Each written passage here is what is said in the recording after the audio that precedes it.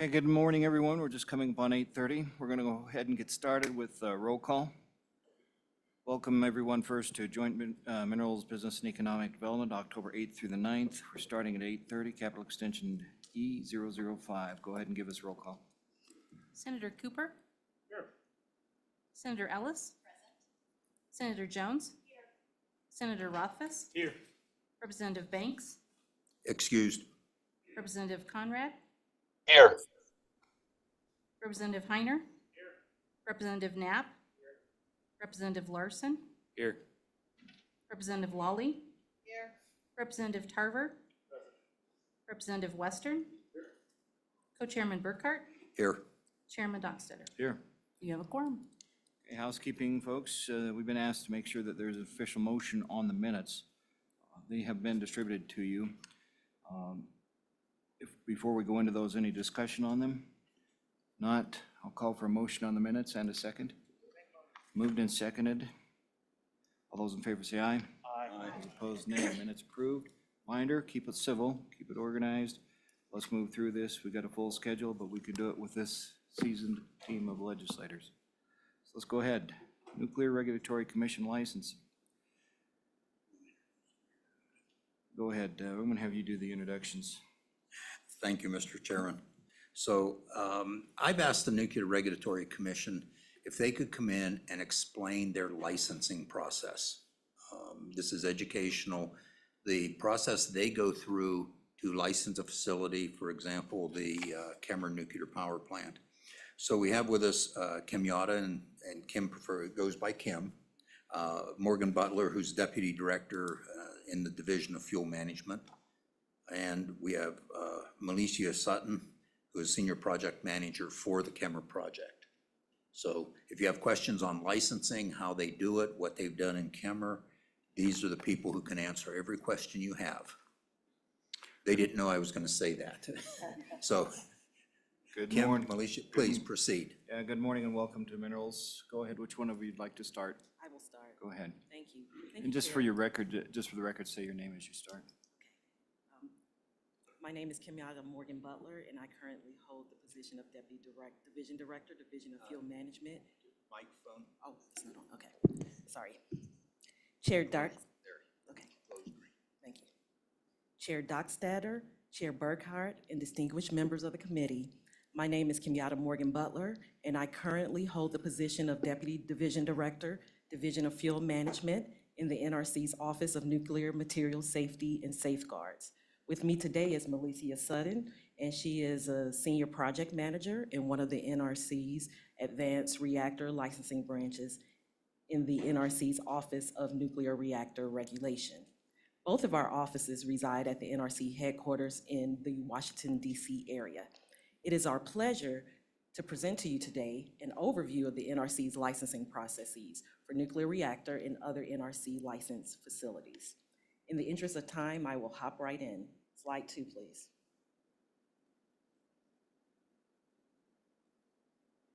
The NRC is an independent federal agency established in 1975 out of the original Atomic Energy Commission, led by 5 commissioners and appointed by the President and confirmed by the Senate. We have about 2,800 staff who work in our headquarters in Rockville, Maryland, 4 regional offices and other remote locations, such as nuclear power plant resident inspectors. Our mission is of licensing and regulating the nation's civilian use of byproduct source and special nuclear materials to ensure reasonable assurance of adequate protection of health, public health and safety, to promote common defense and security, and to protect the environment.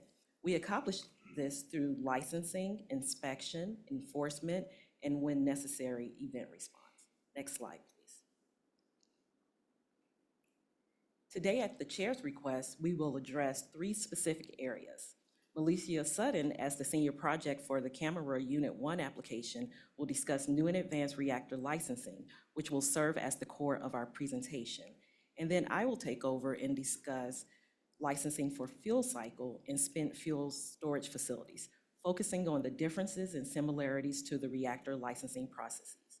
Additionally, on the Zoom connection, we have several additional NRC staff who are subject matter experts in the various efforts, whom With the chair's permission, we may call upon to address the committee's more in-depth questions.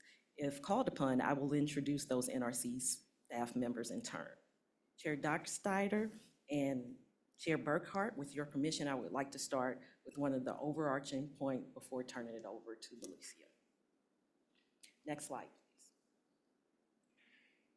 The Atomic Energy Act grants authority to the NRC to license and regulate production and utilization facilities in the U.S. The NRC maintains oversight over the construction and operation of a facility throughout its lifetime, that is licensing, construction, operations, and decommissioning, to ensure the facility complies with the agency's regulations in meeting the mission elements noted on the earlier slide. While oversight of these types of radioactive materials, such as medical, small industrial, uranium recovery, etc., may be relinquished to the states, AKA the agreement states. As the chairs may be aware, Wyoming entered into such an agreement with the NRC in 2018, relative only to uranium recovery facilities in the state. Oversight of other uses of radioactive material in the state remain under the authority of the NRC. Per the AEA, the authority over production and utilization facilities, AKA reactors and enrichment facilities, may not be relinquished to other entities and states. That said, opportunities for state engagement in our consultation are included in the NRC processes for licensing these facilities, which we will further describe throughout the presentation today. With that, I'll turn over to Milicia for the core of our presentation. Go ahead. Just state your name for the record, please. Yes. Good morning, everyone. My name is Milicia Sutton. Throughout this presentation, we hope you'll take away that the NRC licensing process for facilities we'll discuss today all generally follow a similar review process. Regardless of the licensing framework or technology under consideration, the NRC's review of the application will include parallel environmental and safety reviews of the application submitted. Environmental review follows the National Environmental Policy Act, or you might hear me refer to it as NEPA, and looks at the impact on the environment from the proposed license activities. The review followed NEPA as codified in the NRC's regulations found in Title 10 of the Code of Federal Regulations, Part 51. Safety reviews are driven by authorities in the Atomic Energy Act and Energy Reorganization Act, and in part assesses impacts on the facility from the environment, as well as meeting the various safety standards and requirements found in other sections of the Title 10 of the CFR listed. Next slide, please. This slide depicts the general two-part licensing process used for reactor-related applications, but also be very similar to the process used for the other facilities we will discuss today, with subtitle differences. Some of these differences relate to those items with double asterisks noted in the graphic. Nonetheless, NRC's rigorous licensing process consists of two parallel reviews, as I stated, the safety and environmental review. Once the application is submitted and accepted, this graphic shows the overall roadmap, which I'll describe more in the next few slides. The other point we would like you to take away from this representation is a public engagement, and involvement is a key element in all NRC licensing process. Please see the blue flags. The agency holds numerous public meetings during the licensing process, including local public meetings as part of the environmental review scoping process, as we completed recently the scoping meeting for the Kermer Unit 1 project, and again to collect public comments on the draft environmental document when completed. The law, the AEA, requires NRC to hold a mandatory public hearing before the Commission issues a significant final agency decision, such as a construction permit, early site permit, or combined license for a nuclear power plant. Further, we conduct these processes in an open and transparent manner such that almost all documents and correspondence related to an application are available in NRC's public document system and NRC's website. In addition, the NRC's Advisory Committee on Reactor Safeguards, an advisory group of technical experts that is independent of the NRC's staff, reviews applications and staff's initial safety evaluation report for reactors application, conducts public meetings with the staff, and prepares a letter which also informs the commission's decision. Any interested person may request a contested hearing on an application. The interested party must demonstrate standing for the hearing to be granted. A contested hearing, if held, would be separate from the mandatory hearing. The NRC also strongly encourages potential applicants to engage with the NRC in pre-application activities, a voluntary process prior to applying to the NRC pre-application activities, which includes meeting with the pre-applicant, which are open to the public for observation, as well as audits and readiness assessment of the potential applicants' draft documents to help ensure an efficient and effective review of the applications once submitted. Also, during the pre-application, NRC staff engages in early interactions with local, state, and other federal agencies and federally recognized tribes, in part to help inform and educate those stakeholders on the NRC process should an application be submitted. Next slide, please. I will now transition into some of the specific elements of the licensing process for reactor facilities. Before an application and path, potential applicant will need to consider NRC's requirements relative to siting of the proposed reactor facility. Site suitability criteria that applicants must consider when selecting a site to ensure that potential radiological consequences, normal operation, and postulated accidents will be acceptably low. For example, population density criteria. Natural phenomena and potential man-made hazards will be appropriately accounted for. We look at hydrology, seismology, atmospheric depression, the unique ecological systems, biota considerations, and nearby industry and military transportation facilities as well. Other site characteristics: sites support adequate development of security measures. We also do not create any impediments to development of emergency plans, and land use, socioeconomic impacts, and environmental justice are also considered as part of this review. Different than other siting criteria that state local governments may impose for industrial facilities, access to potable water sources, sewage systems, we also consider. Opportunity for applicant involvement with state policy and planning in the forefront end of the process is encouraged. Recently updated guidance for meeting population density criteria for non-light water and advanced reactor and small modular reactor applications, considering the low potential radiological consequences associated with those designs. Next slide, please.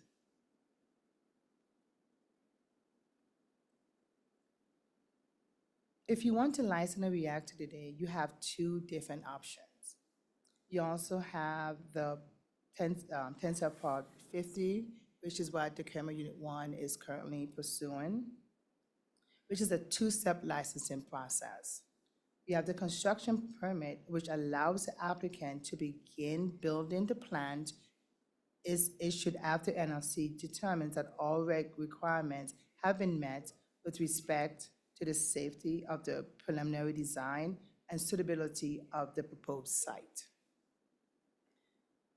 The operating license is reviewed concurrent with the construction and is issued after the NRC determined that the final design meets all safety and environmental requirements. I'll note that the possession of a construction permit does not guarantee you will be given an operating license. The process was used by most of the operating fleet, non-power production utilization facilities such as research and test reactors. Many of today's pre-applications like X-Energy, TVA, as well as Holtec, and applicants such as TerraPower are also opting to pursue the two-step process because it enables them to start construction earlier at the preliminary versus the final design phase. You can see that the 10 for Part 52 established alternatives to reactor licensing, including a combined license. It's essentially a single-step licensing process because it combines the construction and the operating license or standard design certification, which involves rulemaking, and a standard design approval, which does not involve a rulemaking. There's an option for combined license to reference a standard design, which would reduce the scope of the NRC's review. This process was used to license the Vogtle Units 3 and 4 AP1000 in Georgia and certify the US 600 NuScale SMR design. If you don't like either one of these, you could wait until and be the first applicant to potentially license a reactor using the new Part 53 process. Part 53 is a risk-informed, technology-inclusive framework on a development, and I will discuss that further down. Next slide, please. So this is a high-level pictorial of the two-step licensing process that I mentioned for the Part 50 process. As I stated earlier, that this is a two-step process, the construction permit, and then if deemed appropriate, then they'll submit an operating license to be issued. So after the NRC reviews a CP application and is satisfied that all requirements have been met with respect to the safety of the preliminary plan design and suitability of the prospective site, the agency then issues a construction permit that allows any applicant or utility to begin construction of the plant. And of course, as I mentioned earlier, that after that, they could submit the operating license, and which the NRC issues only if all safety and environmental requirements have been met. The final design information and plans for operation are developed during the construction phase. Because of the potential risk that could arise after construction has started, this process is potentially more unpredictable, less efficient, and has no protection from backfitting or having the operating license denied by the NRC if the applicant does not meet the applicable requirements. Also, risk of intervention, a second hearing between the construction permit and operating license applicant exists. Next slide, please. So this slide discusses the Part 52 licensing process. By issuing a COL, the NRC authorized the license to construct and operate a nuclear plant at a specific site in accordance with the established laws and regulations. If the commission finds that the acceptance criteria met, the combined license is valid for 40 years and can be renewed for additional 20 years. An option, the COL combined license applicant may reference a standard design. This would then reduce the scope for the NRC safety review of the combined license. Also, under Part 52, the NRC maintains optional processes for the applicants, which may be considered by referencing for future applications, such as an early site permit, which banks the site for 20 years, or manufacturer licensing found in subpart F of Part 52.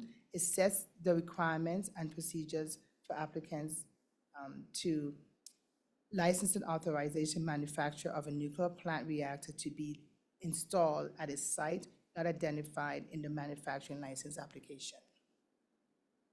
Next slide, please.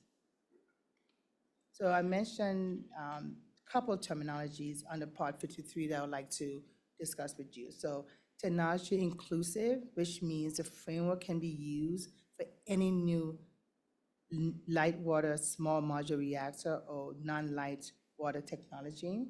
Risk informed, which means we scale the requirements and NRC safety review based on the risk and consequences of the facility.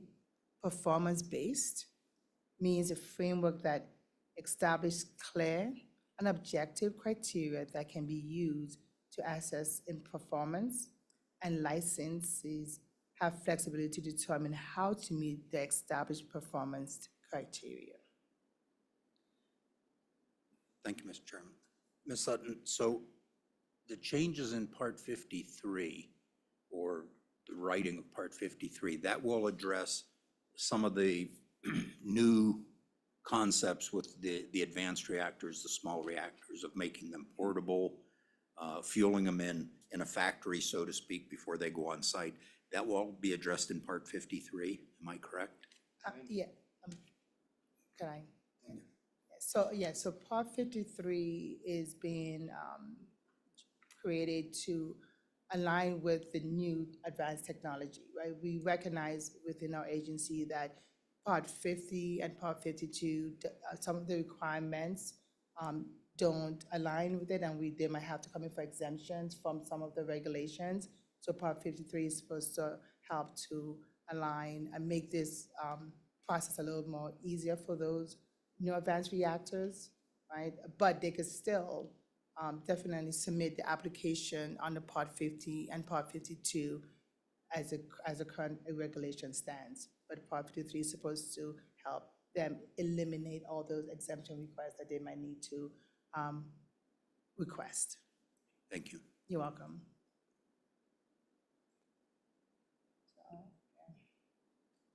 So I'm going back. So basically, according to the current schedule for Part 53, we expect to publish the final rule by mid-2025 for commission direction. So go to the next slide, please. So I'm going to discuss environmental review. The NRC conducts environmental review under the Environmental Policy Act, or NEPA, as I mentioned earlier. And we consider several other statutes, such as the Clean Air Act, the Clean Water Act, the National Historic Preservation Act, Endangered Species Act, and others.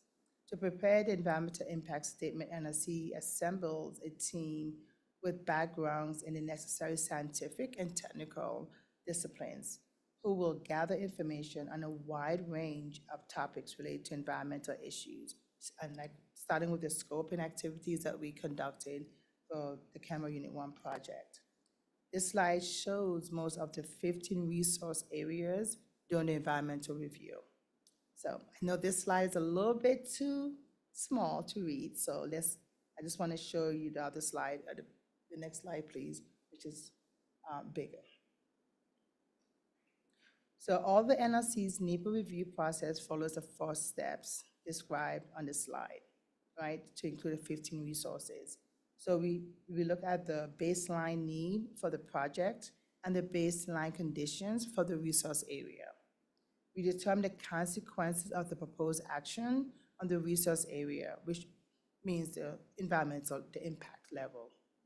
We analyze the cumulative impacts. We look at the past, the present, and reasonable foreseeable future actions associated with the project. And we also analyze alternatives to the proposed action. Consultations. The NRC will also complete any associated consultation for the project, such as consultation on endangered and threatened species and habitat, consultation with under Section 106 of the National Historic Preservation Act on historic and cultural resources with the State Historic Preservation Office and federally recognized tribal nations.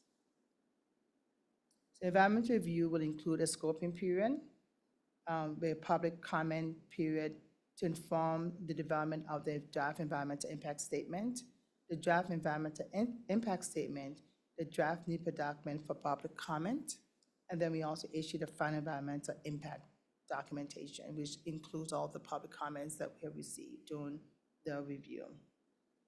The environmental review supports the mandatory hearing for reactors and informs the Commission's final license decision on construction permit the operating license, the combined license, and application, describing the overall process.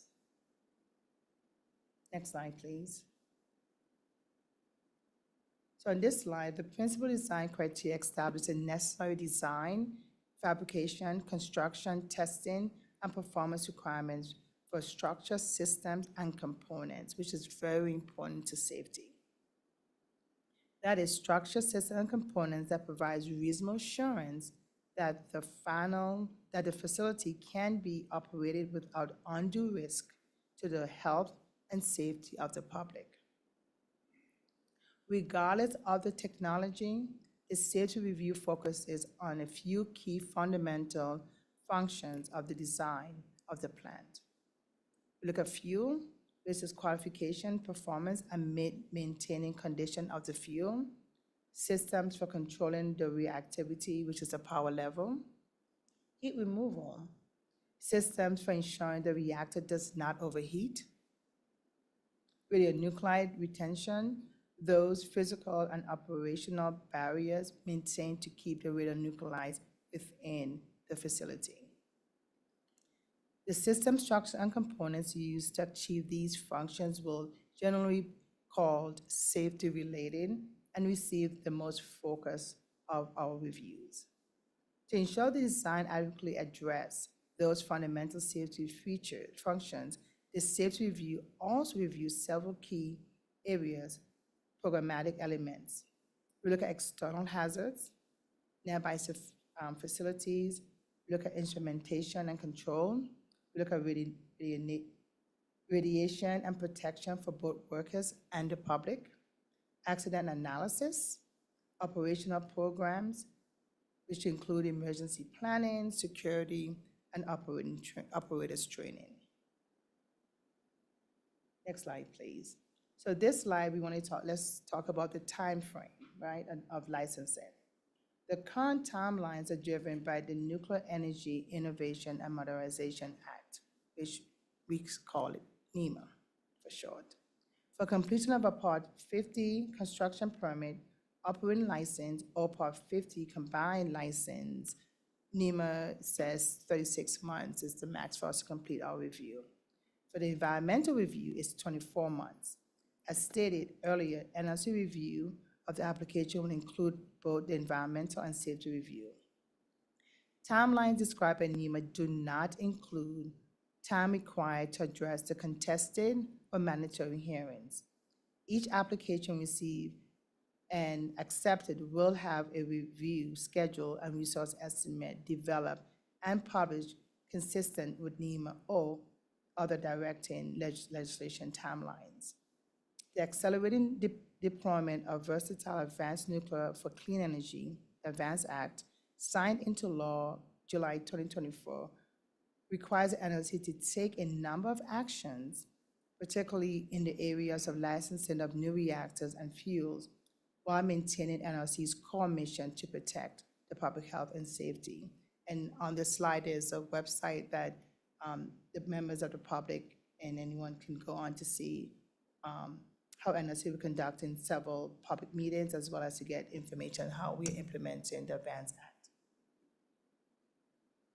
So if there's questions on the licensing process, I'll turn it over to Kim. Chair, may I? I would like to go over the fuel cycle. Hello again, my name is Kim Morgan Butler, and I'm one of the Deputy Division Directors for the Division of Fuel Management. The division oversees a wide range of licensing and oversight, including NRC's responsibilities for the licensing of conversion, enrichment, fuel fabrication, and greater than critical mass licensees. We also support the agency's efforts on medical isotope production and fuel reprocessing. Next slide, please. This slide provides an overview of the nuclear fuel cycle. The nuclear fuel cycle represents the progression of nuclear fuel from creation to disposal. In the United States, uranium is processed in different chemical and physical forms to create nuclear fuel. As illustrated on this slide, the nuclear fuel cycle typically includes the following stages: uranium recovery to extract uranium ore and concentrate or mill the ore to produce a uranium ore concentrate, sometimes called U308 or yellow cake. Note that the NRC does not regulate the conventional mining of uranium ore. That's with the Bureau of Land Management, which is within the U.S. Department of Interior and the individual states where the mines are located. But the NRC does have regulations for in situ recovery operations. Another step is conversion of uranium ore concentrate into uranium hexafluoride that will be used in the enrichment process. There's also enrichment to increase the concentration of uranium-235. That's the uranium-235 isotope in UF6. There's also deconversion to reduce the hazards associated with the depleted uranium hexafluoride or tailings produced in earlier stages of the fuel cycle. Fuel fabrication to convert natural and enriched UF6 into UO2 or uranium metal alloys for the use as fuel in nuclear reactors. This step can also include mixed oxide fuel oxidation. We also use this fuel in reactors, nuclear power, research, and naval propulsion reactors. There's also interim storage of spent nuclear fuel and reprocessing or recycling of high-level waste. And this is currently not done commercially in the United States. And on this slide, we're representing the overall reprocessing, but there's newer technologies. And also there's the final disposition or disposal of used fuel or high-level waste in a geological repository. Next slide, please. So the major commercial fuel cycle facilities that are currently licensed in the United States fall into 3 different categories: uranium conversion or deconversion, uranium enrichment, and fuel fabrication. At the bottom of the slide, there's a link to the NRC's public website, which contains additional information on the operations of each licensee and provides an overview of the associated regulatory activities performed by the NRC. Next slide, please. So as mentioned earlier, the Atomic Energy Act of 1954 is the fundamental law on both the civilian and military uses of nuclear materials. The Commission action must conform to the Act's procedural requirements, which provide an opportunity for hearings and federal judicial review in many instances. The NRC's regulations are found in Chapter 1 of Title 10 Energy of the Code of Federal Regulations, which is divided into parts 1 through 199. The regulations listed on this slide are relevant when licensing the possession and use of various types of nuclear materials. The requirements in 10 CFR are binding on all persons and organizations who receive a license from the NRC to use nuclear materials or to operate nuclear facilities. And so this slide provides a listing of all the relevant laws. Some nuclear facilities may require multiple licenses because they possess and use multiple types of nuclear materials. And some of these licenses can be issued by a state through the NRC's Agreement State Program, which is a good segue to the next slide. Next slide, please. As noted earlier, the NRC has an Agreement State Program under which states can assume and the NRC can discontinue regulatory authority over byproducts, source, and small quantities of special nuclear material insufficient to form a critical mass. However, as previously noted, regulatory oversight reactors and some other fuel facilities cannot be turned over to the state. The NRC has published many guidance documents that are relevant to the licensing of nuclear material. Each of the first 3 documents referenced under Safety Review Guidance bullet on this slide provide an overview for how the NRC conducts its reviews of applications to possess special nuclear material in different quantities. The last 2 documents that are listed are there for informational purposes, but I want to note that a guidance document is not a substitute for NRC regulations and compliance is not required. Next slide, please. So this slide shows the fuel cycle facility licensing process. The licensing process for fuel cycle facilities has some similarities to power reactors. A company that wishes to operate a fuel cycle facility must submit an application to the NRC. This application is expected to demonstrate how the licensee will ensure the safe design, construction, operation, modification, and maintenance of its facility in accordance with the NRC regulations found in 10 CFR Parts 30, 40, 70, 73, and 74, and if classified matter is involved, Part 95. The NRC, as an independent safety reviewer, assures adequate safety by conducting an independent review of the license application to determine whether there is reasonable assurance of adequate protection. Like power reactor licensing, the NRC staff reviews each application in accordance with regulations and considers the criteria documented in the standard review plan. If the application is approved, a license is issued. The license contains the amount and type of material that the facility is allowed to possess and any special conditions imposed by the NRC. Fuel cycle material facility licenses are typically issued for 40 years or less. The NRC's written regulatory decisions are usually documented in the form of safety evaluation reports, or SERs. An SER should provide the proper technical, safety, and legal basis that coherently support the staff's decision. Much like the reactor process, the public is invited to be involved in the licensing of a fuel cycle facility and can make their views known to the commission at various stages in the process. In the pre-licensing stage, the public is notified through the Federal Register, press releases, and other local advertisements that an application has been received. Notices are published in the Federal Register regarding opportunities for hearing or public comment for most major licensing actions, including amendments to a facility's operation license or license renewal proceedings. The licensing of a new enrichment facility, for example, has a regulatory requirement in 10 CFR Part 70 for a mandatory hearing. If local interest is strong, the NRC may hold public meetings in the vicinity of the proposed facility. Notices of meetings are often sent to citizens groups, and civic and government leaders in the community, and may be advertised in local newspapers. Also, like power reactor licensing, the NRC also consider impacts on the environment while reviewing any proposal for new major facilities or other major actions. An environmental assessment is usually prepared, which describes the need for proposed action and a list of the agencies and experts consulted. If the assessment indicates the proposed facility or action will have a significant effect on the environment, an environmental impact statement is also developed by NRC staff. Either document would be published in the Federal Register. Next slide, please. Oh, no, sorry. I just want to mention here before moving on that scoping meetings are also held in the vicinity of the affected community to provide a forum for members of the public to express their opinions and provide information on the environmental review. These meetings are often held to help the NRC identify issues to be addressed in the environmental impact statement, and they typically involve state and local agencies. Also, Indian tribes and any other people who request participation. The timeline for the NRC to review licensing actions for fuel cycle facilities can vary.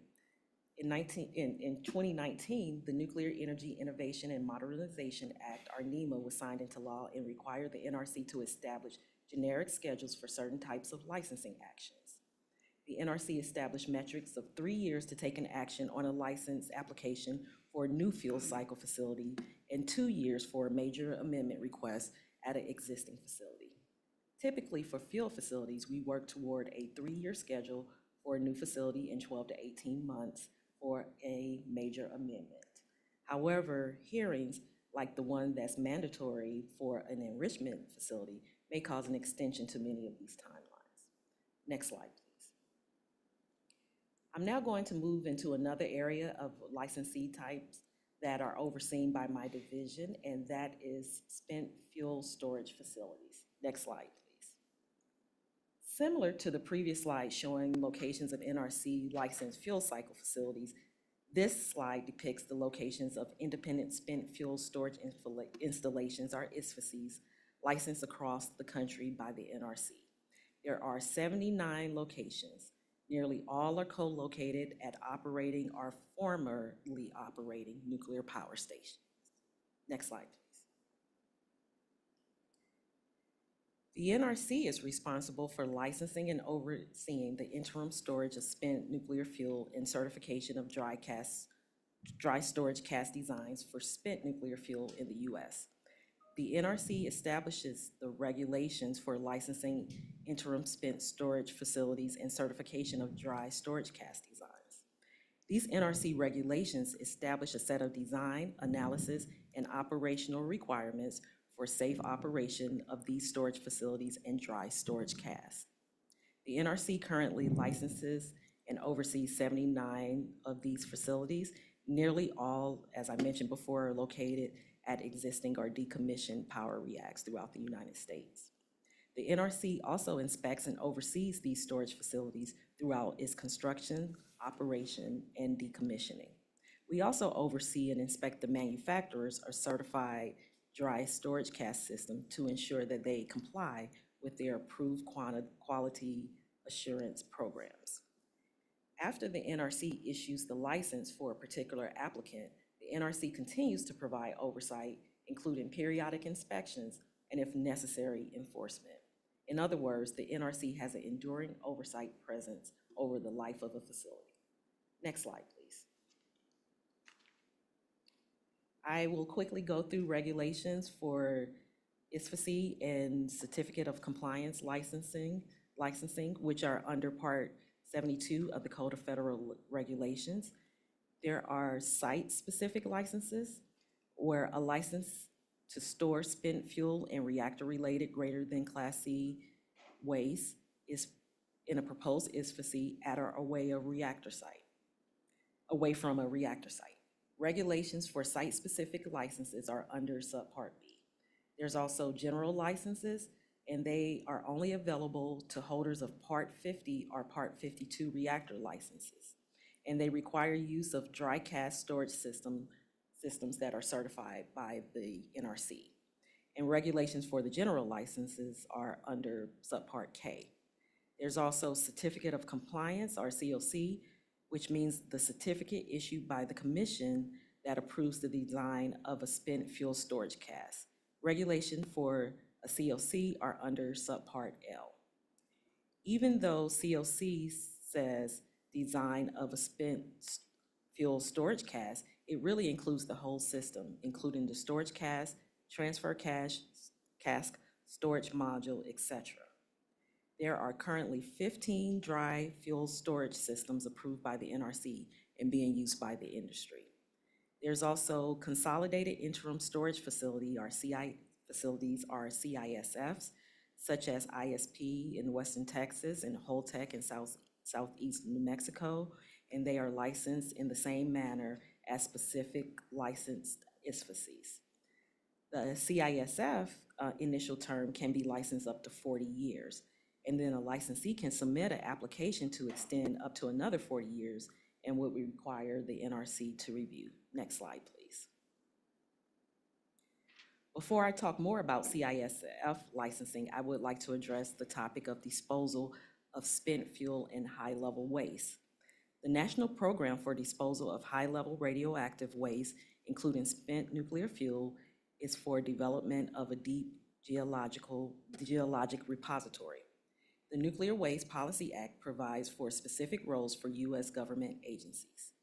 In particular, the U.S. Department of Energy is responsible for developing the repository, including activities such as site characterization of the site, preparation and submittal of the license application to the regulator, which is the NRC, and if a construction authorization is granted, the development of the repository, ultimately leading to the emplacement of waste and final closure of the facility.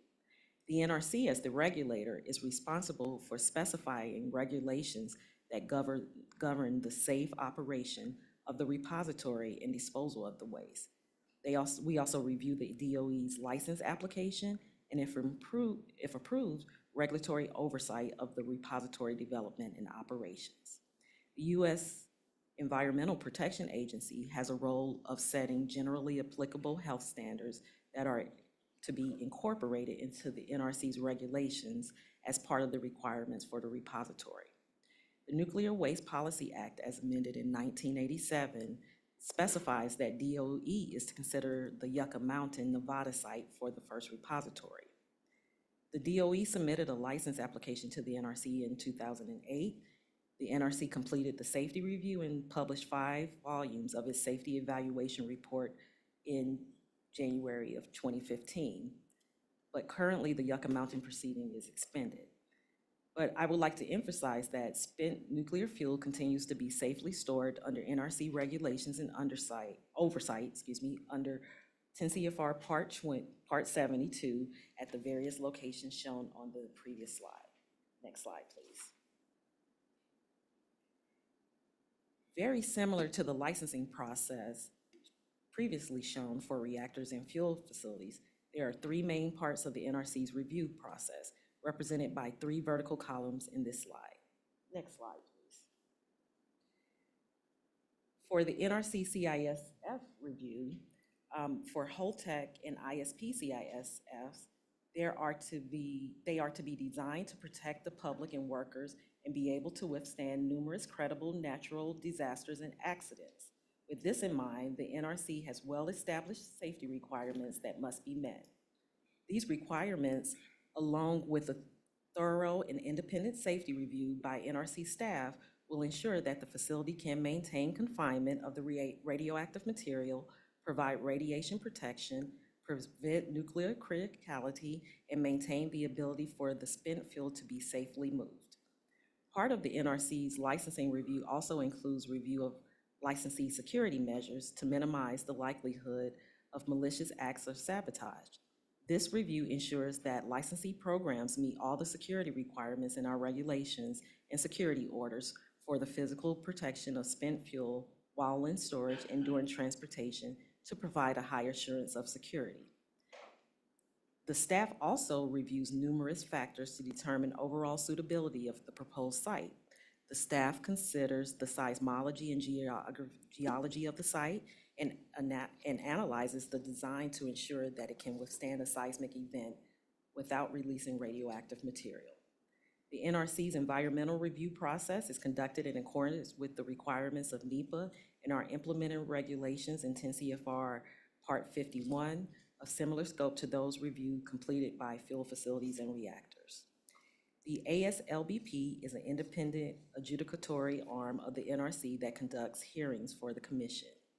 The adjudicatory hearing process provides an opportunity to the public to contest safety, security, and environmental issues of the license application in a fair and impartial public hearing. Next slide, please. I want to now give the current status of ISP and Holtec CISF licenses. The Fifth Circuit Court ruled that Texas and Fasken had standings under the Hobbs Act to appeal the issuance of the license. The court also said the NRC did not have authority under the Nuclear Waste Policy Act or the Atomic Energy Act to license a private spent fuel storage facility located away from nuclear reactors. NRC sought rehearing, but was not successful. The U.S. Department of Justice filed a petition requesting the U.S. Supreme Court to review the ISP case. We recently got word from the Supreme Court that it will hear the case. For the Holtec license, the DOJ also filed a petition requesting the Supreme Court agree to hear the case, but to hold it pending the resolution of the Texas case. Other circuit courts besides Fifth Circuit has been receptive to the NRC arguments about jurisdiction and AEA authority. The bottom line is both facilities were licensed by the NRC to conduct and operate, but no work has been commenced by the 2 licensees pending resolution of litigation. That wraps up the discussion for spent fuel storage licensing and the extent of our prepared technical remarks. Next slide, please. So I want to take this time to say thank you. As a responsible regulator with a very important safety and security mission, our values guide us in maintaining certain principles in the way we carry out our regulatory activities. These principles focus us on ensuring safety and security while appropriately balancing the interests of the NRC stakeholders, including the public, licensees, and government partners. Today was another opportunity for the NRC to demonstrate those principles and values in our presentations to you. Chairs Dockstader and Burkhart and other respected members of the Joint Committee and the public assembled here are watching online. NRC will continue to engage with Wyoming residents and state and local government partners, whether it be through the Camara Power Station application, any future license applications for NRC regulated activities in the state, and of course with our co-regulating partners, the Wyoming DEQ, relative to the agreement between the NRC and the governor on those relinquished authorities mentioned at the beginning. We look forward to your questions. Thank you. Thank you. Thank you to both of you. Committee questions for our visitors? Further questions? Go ahead. First of all, I want to thank you so much for being here, and you've provided great and extensive information about a very kind of complex, layered process. And, you know, it was very extensive, but that we get a pretty good picture of a very intentional process, and we get a picture of the public input throughout and how it is weighed in there, which is, I think, something that, you know, we don't know a lot about that. We don't, and I think it's really important that the citizens of Wyoming have a chance to understand that and how that works. So my question really goes right to Terra plant and where they are in this process. My understanding is they're doing a two-step process, and they've received the first approval for the construction, which they have kind of already broken ground, I believe, for the what I guess I call, probably not a good way to say it, non-nuclear part of the facility. Is that correct? And if not, straighten me out. And then walk us through for that, where we are with that, with the Terra, and what's happening now, behind the scenes perhaps, and then what's happens next. Go ahead. Okay, thank you. So the construction activity that's happening now on this site is for the test and fill facility that is under Department of Energy jurisdiction. So what's happening now is that TerraPower submitted their construction permit application. We accepted it for docketing and review. We held a scoping meeting and a public outreach meeting in Camara to provide the public members opportunity to how to engage in our review process. And that's also triggered the scoping comment period, and I think that ended about 2 weeks ago. So what's happening now is that we gathered the scoping comments. The environmental review side of the house is gathering information, talking to state and local agencies to write their environmental impact statement. And on both sides of the house, the safety and environmental side of the house, we are conducting audit process to gain additional information to supplement the application so we can write a safety evaluation report as well as an environmental impact statement. Right? So the current schedule as a whole is that environmental review is 24 months, right? And the safety review is 27 months. So we're looking at August 2026 to complete the entire review. And then after that, we will then have the mandatory hearing. We did have an opportunity for contested hearing, and that opportunity ended on August 5th, but we did not get any intervention for a contested hearing. Okay. Personal. Just one follow-up. Would it be possible for you to provide the committee with a kind of a graphic? You guys have done some great graphics that are so helpful about where we are kind of as of right now with the Terra project and the essence of what you explained, maybe not every detail, but something that we can use to know and to follow kind of where it is and to communicate with constituents on that issue. That's fine. So I will take an action item to go back and come up with a graphic, what had happened before with the acceptance, where we are, and the next step, and I will send that to the chair or to Alan, so we can have that ready for you. So Thank you. you're very Very good. welcome. Thank you. That'd help all of us. Any further comments, committee? Go ahead. Mr. Chairman, thank you. Thank you for your testimony today. I want to go back to the Nuclear Waste Policy Act of 1982. Now, that was amended in 87, and as I understand it, did that designate Yucca Mountain, Nevada as the sole repository for nuclear waste? Go It ahead. did, yes. Okay. And Representative. follow-up? So how far is Yucca Mountain away from being actually available to store nuclear waste? Go ahead. Well, we completed our safety review, but it's been placed on hold indefinitely. So we're waiting to hear any action, sorry. We're waiting to hear if there's any federal government action that would permit DOE to move forward with their application. All right, committee? Oh, co-chair. Thank you, Mr. Chairman. So just quickly for the committee, what's the difference between what the NRC does and what DOE does in the realm of nuclear materials? I know there's some confusion in that area, so just a quick synopsis of the difference between the two organizations, agencies. Go ahead. Well, I'll start from a high level. The NRC, we do not own or operate or lobby or promote for nuclear energy. We are an independent safety regulator, and our actions allow us to, allow the use of radioactive materials and the operation of a reactor facility. Our primary concern is how it is used and operated, handled, and disposed. For DOE, they have more of a promotional role, and they're also an applicant for certain facilities. And so they submit that application just as a commercial applicant would submit an application to the NRC. And so we have an oversight role. So the DOE actually promotes energy and the NRC doesn't. Any further? Okay, good. Go ahead. Thank you, Mr. Chairman. Ms. Morgan Butler, I saw that recently the commission has issued some of the guidance around some of the remediation capabilities and technologies from some of these startups. My question is,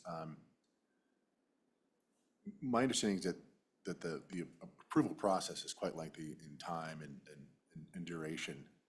With some of these recent rulings from the commission, do you see that time shrinking, or what do you think the commission can do to make it a little bit more business friendly for some of these startups in the remediation space? Go ahead. I would have to take that back. Within the NRC, we have different divisions. I'm in the fuel cycle, but we also have a waste division, and we will be able, I can get back to you on their perspective. Representative, good. Okay. Go ahead. Thank you, Mr. Chairman, and I appreciate both of you taking the time to come out here in person and provide this. This is very informative and very much appreciated.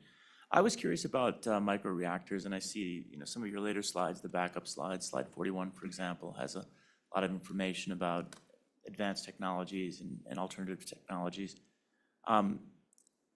With something like a microreactor technology where you would potentially be building quite a number of them, I'm assuming based on your testimony that that's part of the intent of this Part 53 new process, so that you have the ability to license a specific technology, and then you would have to presumably go back and do site location analysis, which would be similar to what you're doing under the Part 50 or Part 52. Is that accurate? Is that how that would proceed when we hopefully have a market at some point for microreactors and help facilitate that? Go ahead. Yes, that's correct. That's well said. So yes, Part 53 regulation is to help to streamline that process, as you stated. Okay. Yeah, but they can still, like you stated, they can still come in now under the Part 50 and Part 52 and pursue license. Quick follow-up. Would the timeline on the siting still be a 3-ish year timeline, even if the technology itself, for example, a microreactor, has already been approved? Or would you expect to potentially have an expedited timeline on the site selection and environmental impacts because it's a microscale reactor? Go ahead. So, so I'm not sure if you guys are aware of the Kairos project, where they came in as a test reactor, and because it's the same site, same reactor, we was able to expedite that process in 8 months, right? So we do have that history and that knowledge now that we can actually, leverage what we have accomplished in the previous licensing process to reduce the schedule and the scope of the review. So, Would you yes. repeat the name of that project again? Kairos is the Hermes project, Where? and I think it was just issued. I don't have the actual timeline, and I'm getting help online, but it was, the Kairos Project 2 was just issued recently, and it was an 8 months review process, and it's getting ready to go to mandatory hearing. Thank you. Go ahead. Yeah. Is it possible to do the scoping on the location prior to having a specific project in mind? And what I'm imagining there is beginning a characterization of a location where you anticipate having a small modular reactor, but perhaps the technology is not done. So you've got a concept that you want a 150 megawatt small modular array or something in a specific location. Can you begin the NEPA and the site characterization, get that done even before you have a chosen technology, or do those have to be concurrent in your process where you have to know exactly what you're going to build and then the process can flow in parallel? Okay, go ahead. So we encourage pre-application engagement, so staff gets like an advanced idea of what prospective applicants, where they may want to build the design.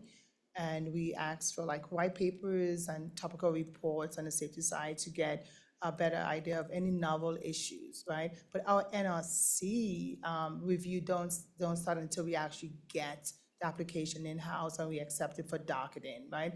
But we encourage pre-application engagement, and that helps us to look and reduce probably the scope of the review and the schedule. For example, NEMA said 36 months, but for the Camera Unit 1 project, because we had a robust pre-application engagement, they were able to get a 27-month schedule, right? So I would encourage any vendors to please, if you have an idea that where you want to site or any design that you want to build at a particular location, please engage with us early on so we can start those discussions to help streamline, hopefully, the schedule if we decide and accept your application.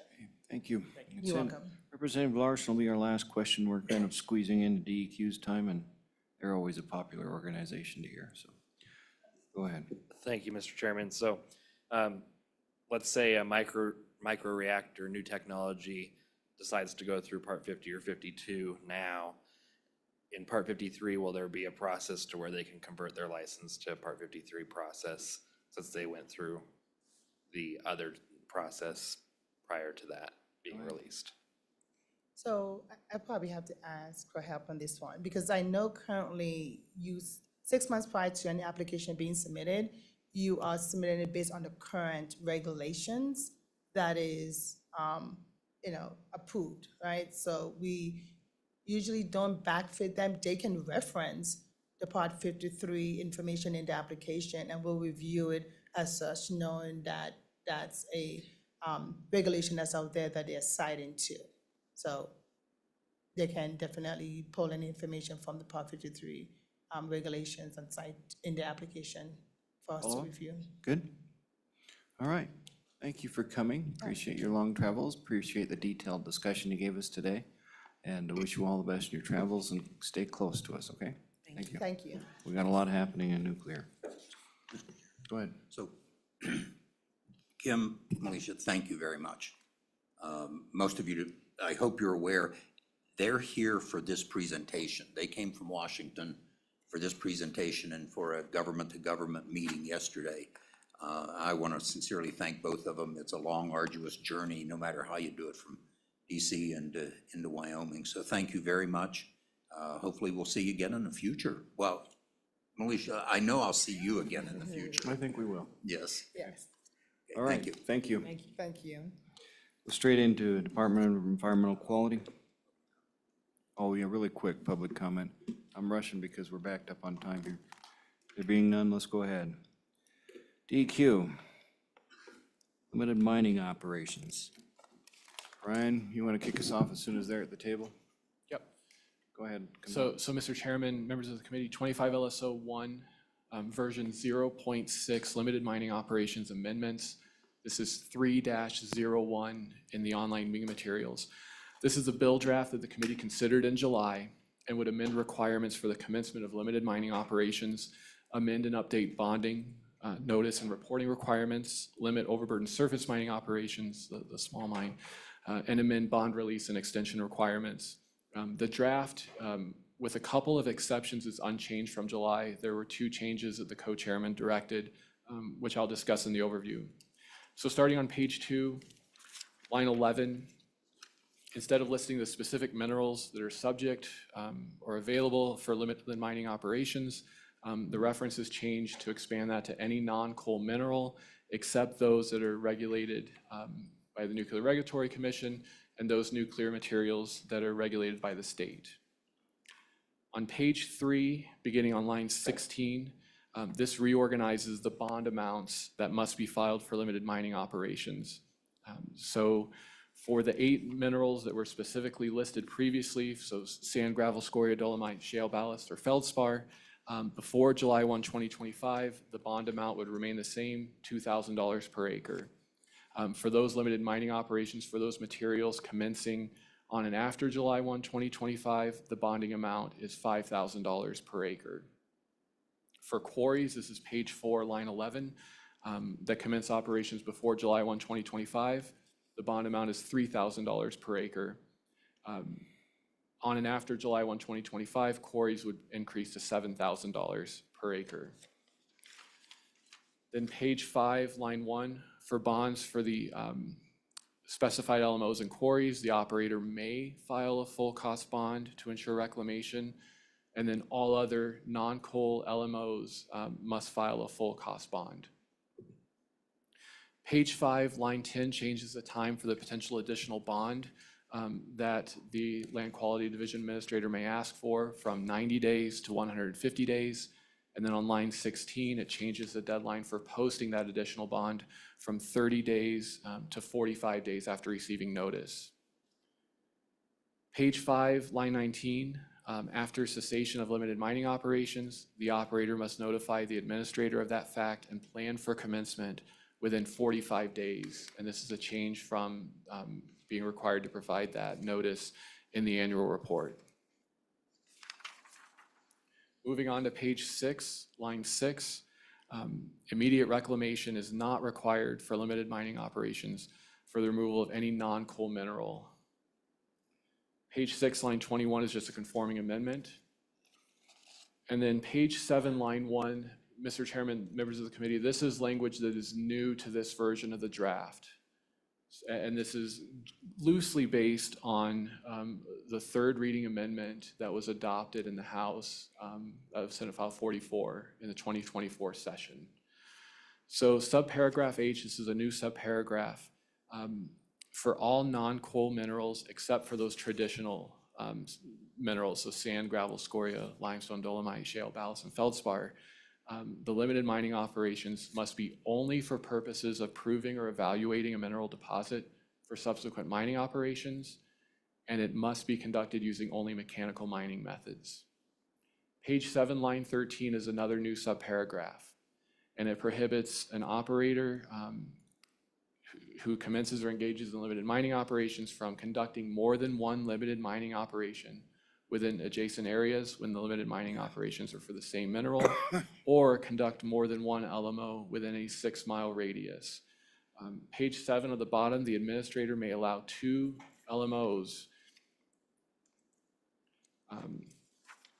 for the same mineral within that 6-mile radius if one of them has completed all reclamation work that's required and the bond has been released.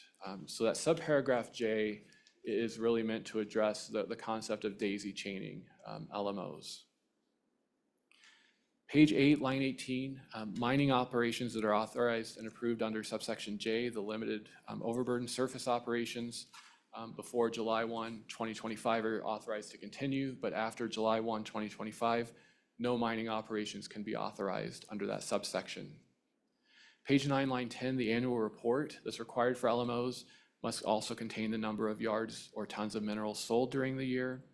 And then if the operator is requesting a renewal to continue for up to an additional 5 years with the LMO, evidence that the limited mining operations will continue beyond that initial period, which can include, but is not limited to any of the following, and then a list on page 9 and 10, including a mineral supply contract, a government project in that area, a major industrial project, evidence that operations have been active and have commercial sales, evidence that there is a valid surface and mineral owner consent contract or lease that extends beyond the renewal term, evidence that the site is under reclamation, and then any other evidence that's specified by rule. Page 11, line 10, for limited mining operations, the administrator may, after consultation with any affected surface owner, recommend the release of the bond after 2 successful growing seasons that establish permanent vegetative cover. And then page 11, beginning on line 22, the bond may be released after consultation and after those 2 successful growing seasons. Page 12, section 2 is rulemaking. And then the split effective date would have the rulemaking effective immediately, the remainder July 1, 2025. Before we turn it over to the director, members of the committee, you have any questions for Brian? Okay, let's turn it over to Director Parfit. Thank you, Mr. Chairman. And Mr. Fuller did a nice job of just walking through the bill and what's in it. I just want to address the new language that's in there, which is on page 7, which is the paragraph H and paragraph J. We think that that provides clarity to the proposed bill.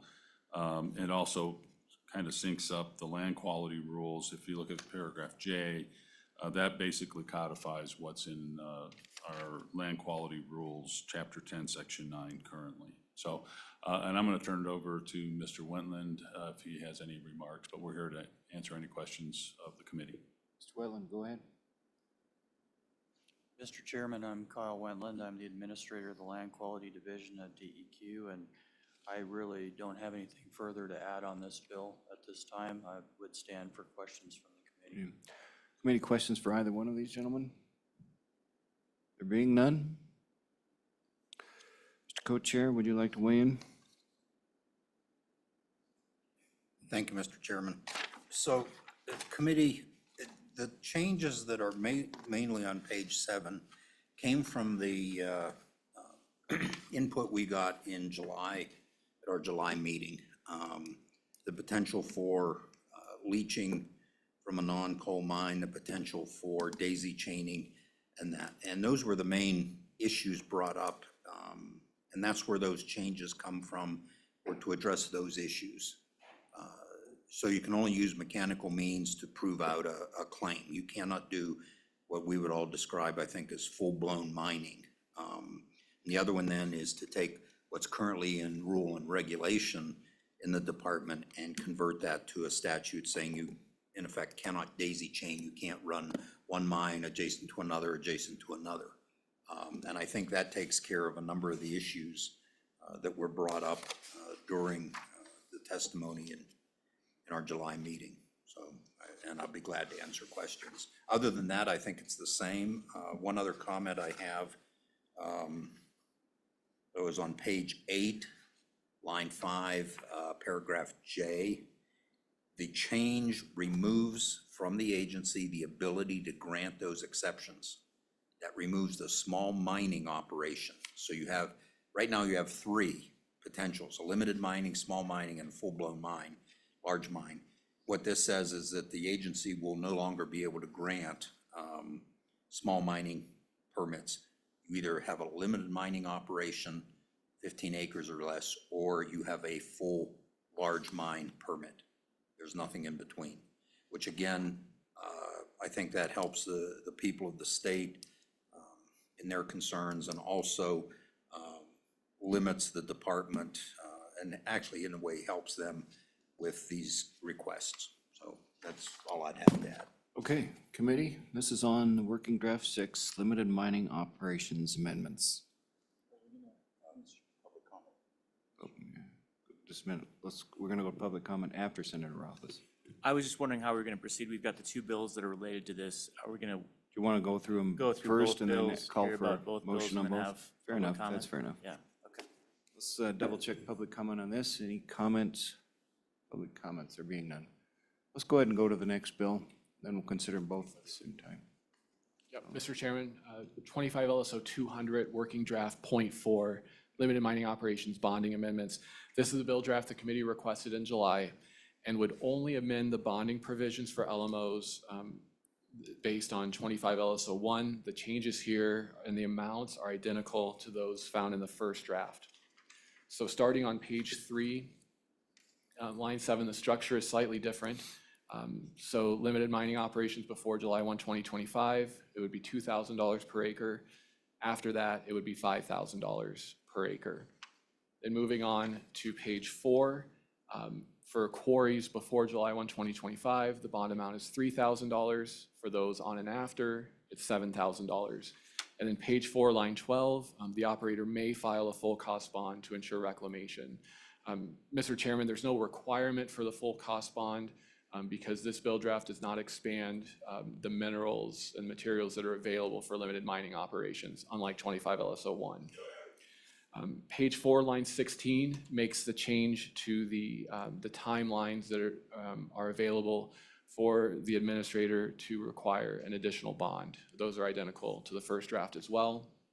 Page 5, line 15 is the language concerning the recommendation for the release of the bond, again, identical to the first draft. And then page 6, line 4 is the language identical to the first draft for releasing the bond. With that, Mr. Chairman, stand for questions. Questions for Brian before we go to Director Parfit? Questions for Brian? There being none. Director Parfit? Oh, Mr. Chairman, my apologies. Just one note, if both bill drafts were to proceed, there would need to be some care taken during session to make sure that they would work with each other. They accompany each other all the way through the process. Okay. Director? Thank you, Mr. Chairman. You know, the essence of this particular bill is that it provides the resources, or better provides the resources that we need in the event of a facility that would go into default, and we would be able to make a call on the bond. This puts us in a better position so that we're not underfunded for doing that work. So that's the essence of this bill, and then I would turn to Administrator Wentland again for comments. Sir? Mr. Chairman, again, Kyle Wentland with Line Quality. I would just concur with the director that it just puts us in a better position moving forward with bond rates. The current rates haven't been adjusted since 2014. So if you do the inflationary math, that's how we got to the numbers that were proposed in 1 and 2, both bills. Questions for either of these gentlemen? Go ahead. Representative? Thank you, Mr. Chairman. Mr. Wetland, this second one adjusts the bond rates, and I can understand that, but the first bill draft actually expands the LMO authority, and could you refresh me why we need to expand that to other mining applications? What's the reasoning behind that? Mr. Wetland? Mr. Chairman, that is a really good question. I'm going to give you a really solid answer on that. We have a situation that's happened a couple of times now in the LMO, small mine, and license to explore categories. We have an operator that this summer again wanted to, and it's a gold operation, so it's an operation that is not covered under the current statute. And in order to facilitate the recovery of their gold, as well as be able to sell the byproduct rock and clean up the tailings, we've had to issue a license to explore and an LMO, bond them separately. It's a fairly complex process for a small operator. This bill would streamline that process for that type of scenario. Representative Heiner, good? Okay. Any further questions? Okay, Mr. Co-Chair, follow up? Okay, all right. Gentlemen, thank you. All right, this time, public comment. We are on limited mining operations bonding amendments, working draft 4, 25, 200.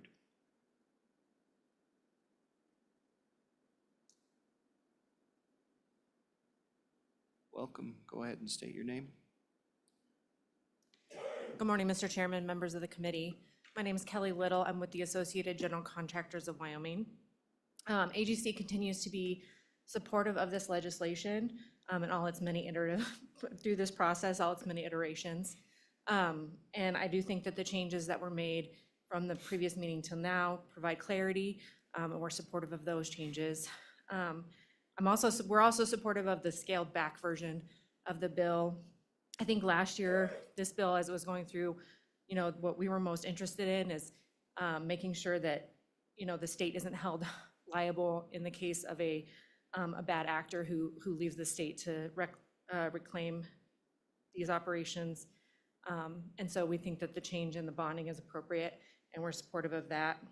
And then also the release of the bonding after 2 years for these smaller operations with consultation of the affected landowner. So whichever way this body decides to go, whether it's the full-blown bill or this scaled-back version, we're supportive of that.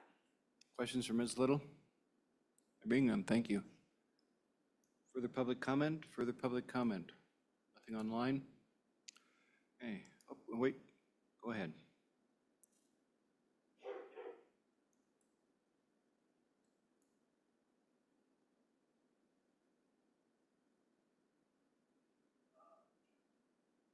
Yeah, press the button. There we go. There you go. State your name and.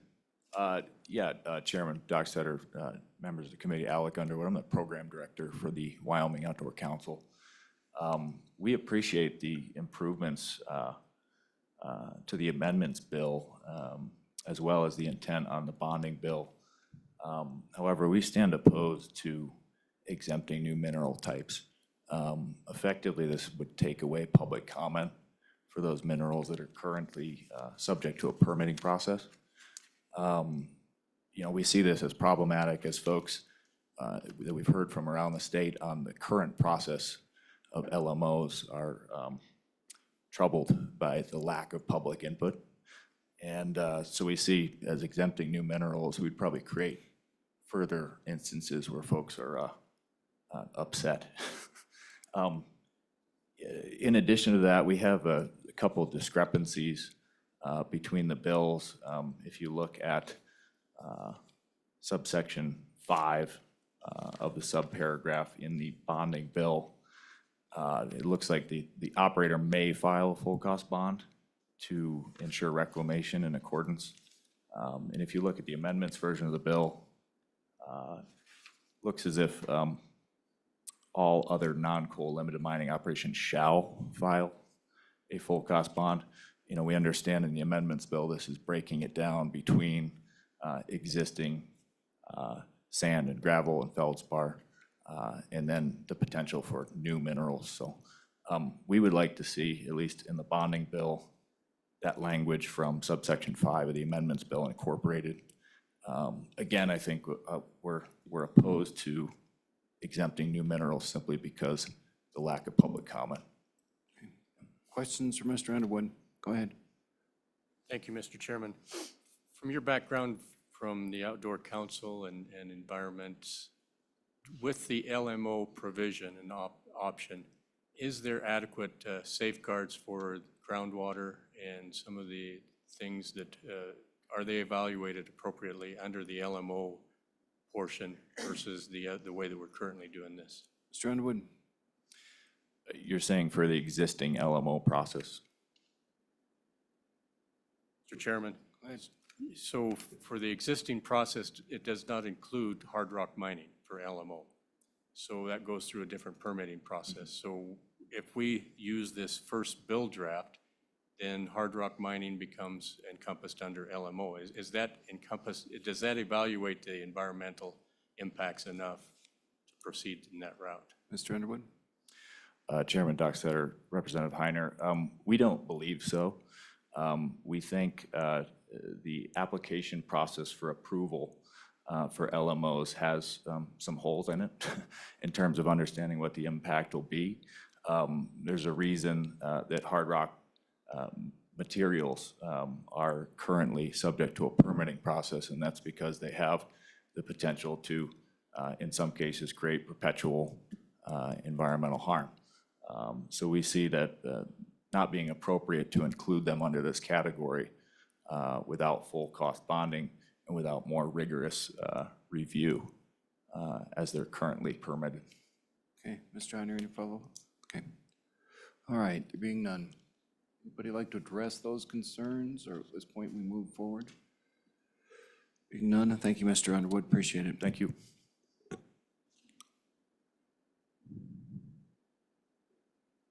Welcome. Settle in, state your name, title, and we're good to go.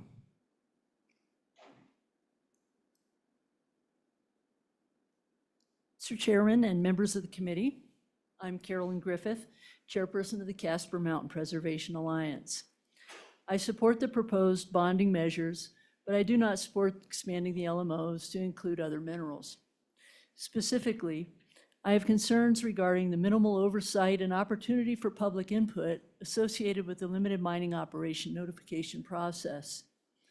I have learned more about LMOs and gravel mining in the last 7.5 months than I thought I'd acquire in a lifetime. And there's more that I learn every day. I have learned that an LMO is not a permit. It's considered by Wyoming DEQ simply as a notification. The only permits required of an LMO are for air quality and stormwater. As I, my neighbors, and others in my community have become aware of the LMO process, they've been as shocked as I was at how little is required to start up a mine of 15 acres in size. I expect this information flies under the radar for most Wyomingites until it affects them. I, for one, don't believe that's the way it should be. This feels like a loophole formulated to dodge the rigor of safe mining practices. The DEQ Land Quality Division has an LMO application checklist that includes other possible permits or approvals to address unique circumstances. It's unclear how the public is notified when additional items are required or how those expectations are met. Defined compliance is vague, leading to the public's distrust of the process. The existing notification doesn't feel adequate for commercial sand and gravel operations, let alone worthy of expanding it to all other minerals. Doing so appears to change the intent of the LMO from a small gravel mine to an exploration permit for something much larger and potentially much more detrimental to citizens living nearby. When residents' homes or adjoining ranch land may be affected by a proposed mining operation, citizens should have a voice.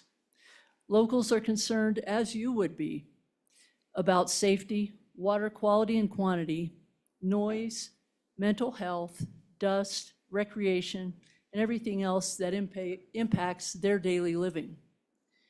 Residents in communities such as Ten Sleep, Sundance, Meeteetse, Clark, or Shell should have an equal opportunity to be heard as the 19,000 who have expressed their opposition to a gravel pit in Casper. When these LMOs intersect with residential areas, the effect on the people living nearby far outweighs the benefit to the operator or the state. Community planners and developers perform extensive research to determine appropriate activities for designated areas while balancing land use with community needs. They consciously balance industry with livability and population densities with available resources. In the interests of Wyoming citizens, there is merit in lawmakers expecting an operator to work within the framework of zoning regulations where they exist for the applicable area. However, there's nothing in place to ensure that. Mr. Chairman and members of this committee, I trust you are listening to lobbyists who advocate primarily for industry, as well as citizens' pleas for appropriate implementation of regulatory protections. I have faith that you have the well-being of Wyoming's people in the forefront of your decision-making, and I recognize that you don't control the will of operators who may be motivated otherwise. Therefore, it's important for you to take your time now to vet this LMO notification process thoroughly. Thank you for the opportunity to address you today and these concerns of the citizens of Wyoming. Thank you. Before we go to questions, would your colleague like to say something? Yes, hi, good morning. Thank you for the opportunity to speak. My name is Michael Fernald, and I just I had some prepared remarks, but I'm going to forego those because most of those topics have already been hit. But I would like to say that I agree with most of what's been said about expanding to additional minerals so far this morning. I think that what we've seen is that over the last 7 months with the issue in Natrona County is that there has been a lack of notification, as Carolyn said. And in these mining situations, I don't think that it's unreasonable to think that some mining could potentially detrimentally harm the environment, impacting citizens of Wyoming. And if we look at the previous presentation by the Nuclear Regulatory Commission, they take 5 years to fully permit a site that we just heard. And now that obviously is not appropriate for mining in this case, but I think the point is that the limited mining operation application, which effectively is an exemption or just a notification, doesn't provide those oversights that are maybe as rigorous as they need to be, and that I feel slowing the process down on those sorts of mining operations is probably the better way forward. I did attend the meeting, the last meeting that this joint committee had, and I can say that I completely and sincerely appreciate all the work that you guys have done on this to try to rectify the issues that were brought up between gravel mining and non-gravel mining. But overall, I still have to express that I'm not in favor of including the additional minerals into the LMO process. Thank you. Questions for our guests? Committee? Being none, thank you for attending. You tracked this long and hard.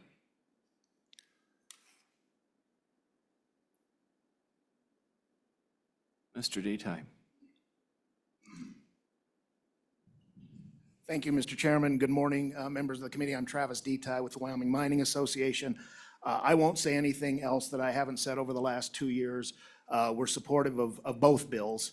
But this is the opportunity. We've got a lot of new stuff coming online with what's happening in our coal industry right now and the state's reliance on extraction for not only revenue but jobs. This is an opportunity to bring some of those new non-coal sectors online, and we support the bill, and we'll let the committee do its work and make its decision. Questions for Mr. Detai? Being none, Mr. Detai, I'll let you go ahead first, Senator Cooper. Thank you, Mr. Chairman. Mr. Detai, on the bonding amendments, it's about 140% increase in bonding. You think that's a little extravagant? I think it probably needs to come up some, but is there a better number than the $7,000? Mr. Chairman, I am going to defer that because that bonding and those bonding increases affect the sand and gravel operators. My operators are not affected by that. If the committee were to pass the expansion of the LMOs, all the new sectors would have to have a full cost bond regardless. So I'm agnostic on that. I don't know if that answers your question or not. That might be better posed to the contractors. Mr. Cooper? Anything else? Okay. Committee? Mr. Detai, one more time then, are you comfortable at this point with the committee passing these bills through to the process this winter? Mr. Chairman, we are. All right, thank you. Thank you, Mr. Chairman. Okay. All right, one more, go ahead.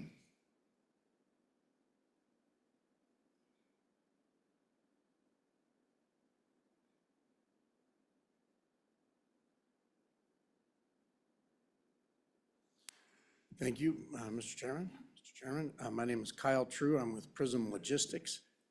We have pursued a state lease near Casper that is the topic of a tempest in a teapot, where people unfamiliar with the extractive industries have assumed that any operation will have permanent detrimental effects. I'm sorry for this kerfuffle and that it's pouring over into legislation which would affect statewide mineral extractive operations. The DEQ recently received another award nationally for mine reclamation, specifically for hard rock mining.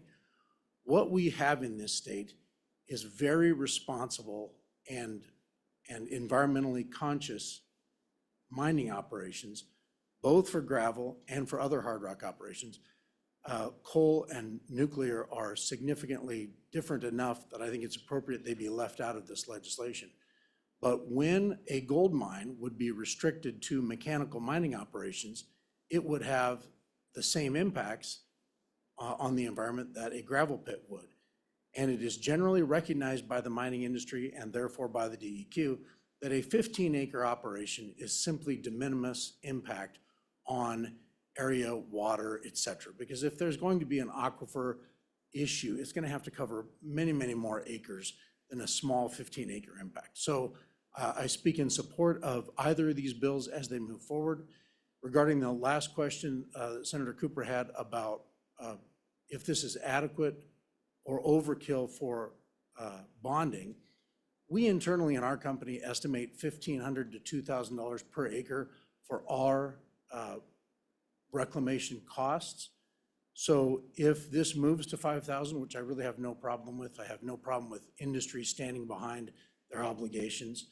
But generally speaking, we may opt to go for a full cost bond, because we think that would probably be less than the $5,000 per acre bond. I think that this is a bit of overkill, but I think it's something industry could shoulder, and I'm not opposed to the $5,000 number going forward, or $7,000 for the quarry, even though I do think it's more than we need. But if it's not inflation adjusted, maybe that'll be fine for years into the future. Thank you. Questions for Mr. True? There being none, thank you, sir. Thank you. Further comment? Further comment here or online? Okay, thank you. Committee, what's your pleasure? Let's go ahead and walk through the bills real quick for a reminder. Let's do limited mining operations. House Bill 6. Yeah, let's go ahead and move. Is there a I move in. move in second? Limited mining operations. Page 1. This is again, this working draft 6. Page 2. Page 3. Page 4. 5. 6. 7, the court codifies the law. 8. 9. 10. 11, and 12. Further discussion, moved and seconded. Any further discussion? Go ahead. Thanks, Mr. Chairman. I thought we'd have a little discussion before moving them from the standpoint of, we really should only pass one of these two bills and not both of them. It's not to say that we can't manage it, as Mr. Fuller said, but they're not really compatible bills. You don't want to pass them both. One of them is a subset of the other one with some slight changes. My inclination is the other bill, based on the fact that we've had good discussion. We had good discussion at the last meeting, extensive discussion about concerns related to this swinging the pendulum a little too far. And to be clear, I think the motivation for reworking small mining permitting is a good one. We've heard good testimony that that needs to be done, that we don't have a good process in place, and I think that that's generally agreed upon. So small mining permits are not working as they should. However, we've also heard strong testimony that completely eliminating the small mining permit requirement as a permit and going to completely an LMO so that there's not a permitting process, it's basically an informational process, is going too far. My suggestion at the last meeting, which I still think is a compelling approach, is the idea that we take the next interim and we focus heavily on small mining permits, and we rework those statutes so that it does exactly what it's supposed to do, have a permitting process, but greatly reduce the barriers that effectively make our current small mining permit the same as a large mining permit. So why in the world would you do a small mining permit, right? It doesn't make any sense. But again, it's exactly the kind of problems that we tackle. It's a good interim committee topic for us to put together a working group and rework that so that we have all of the interests advanced for small mining while actually addressing all of the concerns at the same time. And there seems to be abundant and plentiful middle ground that we can achieve through that process. So my inclination, Mr. Chairman, is not to support this bill draft, but to support the other bill draft. And just, if we end up going that route, to actually take that J paragraph that we see on page 7, which relates to the daisy chaining concern, and move that into the other bill draft, which works just fine. Because I do think that's something that's statutorily relevant. It's been discussed a lot and would work well in the other bill draft. But again, I don't know if we want to straw poll this instead and see who wants to work which bill, or Let's just put it up blaze for a forward. vote. We've got a motion. Let's put it up for a vote. Well, Let's- Mr. Chairman, the concern there with doing it this way and just doing it in a linear order as opposed to a preference vote is that you can't travel back in time and re-vote on the previous one if you don't like the outcome on the second one. So Let's take further comment and see where Yeah, everybody is. Go ahead, Representative Larson. Thank you, Mr. Chairman, and I think I would stand opposite from my fellow senator here and say that it might be better to have 2 vehicles going into the next session, just in case one becomes more palatable than the other to the bodies, and we can then address that moving forward. Thank you. Further? Chairman. Go ahead. Thank you, Mr. Chairman. I wanted to move the bill because we were starting to work it, and I think protocol-wise, we're supposed to move the bill before we start offering amendments. Another option would be to move one of them as a committee bill, and then a member could bring one as a private bill as the placeholder. To Senator Rothfuss's point, if he prefers the second, you could have one be the committee bill and another be a private bill. I'm just trying to throw out options. But I think it's appropriate we have these conversations, and then maybe we do a straw poll once we've kind of explored where we are on some of these ideas. Representative Wally.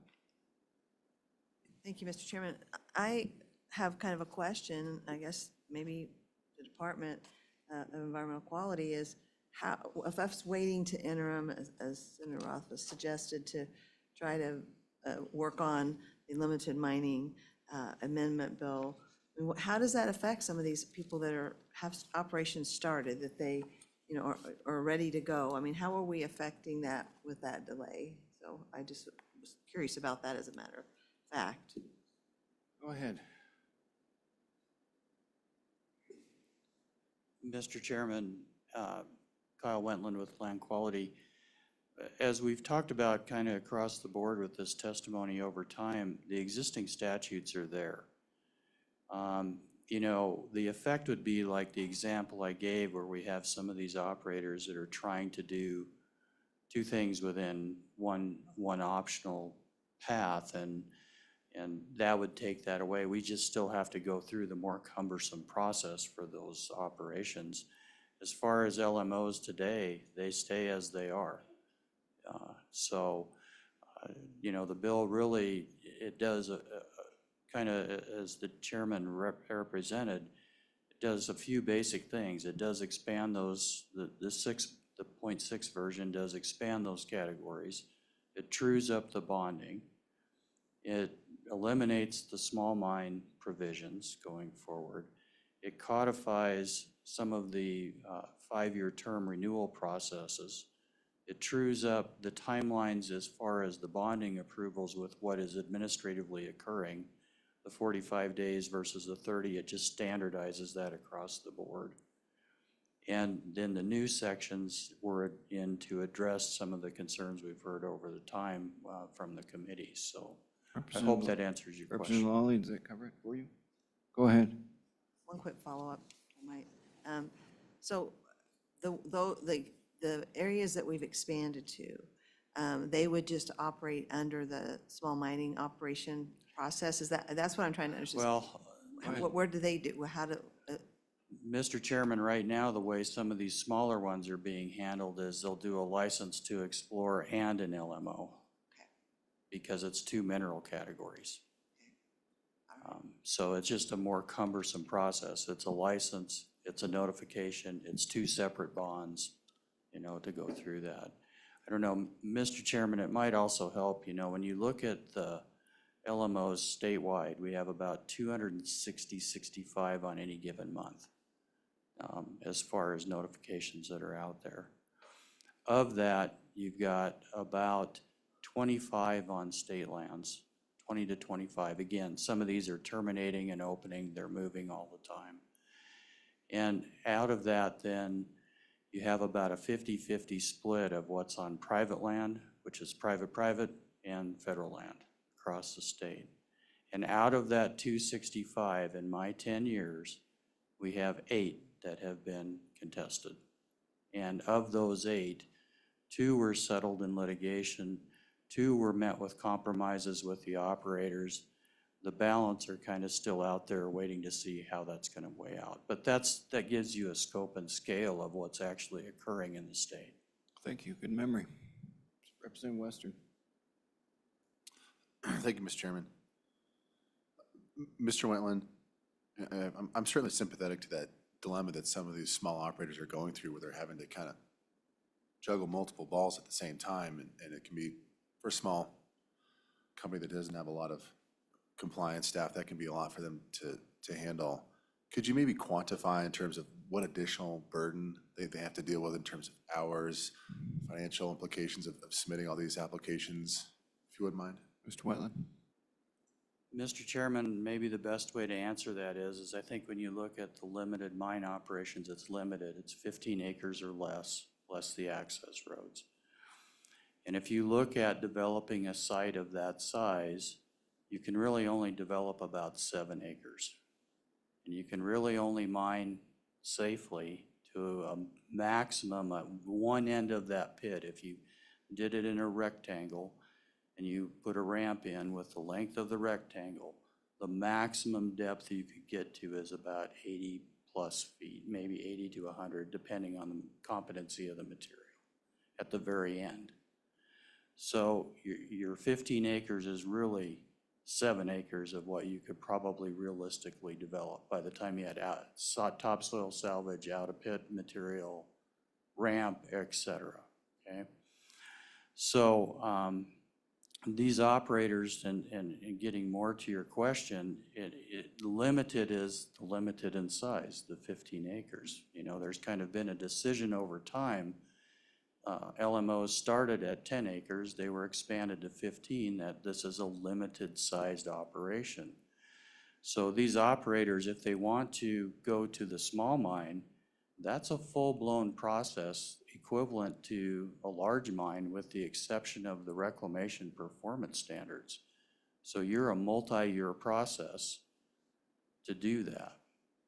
Where with the LMO, it's a much shorter and streamlined process. So if you move from an exploration practice or operation and you say, I've drilled some cores, I've got some material, I think I've got enough that's fairly close to the surface, you're not going to be a very deep operation here because you just don't have enough space.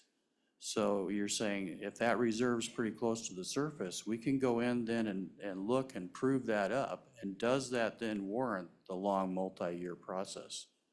Or is that a reserve that really isn't of sufficient quantity and quality to develop any further? But yeah, you're talking about a fairly substantially long process for those very small operators. Representative Western, anything?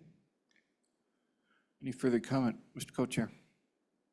Thank you, Mr. Chairman. So, Mr. Wetland, other than for someone mining on their own personal property, do they have to have a lease to mine?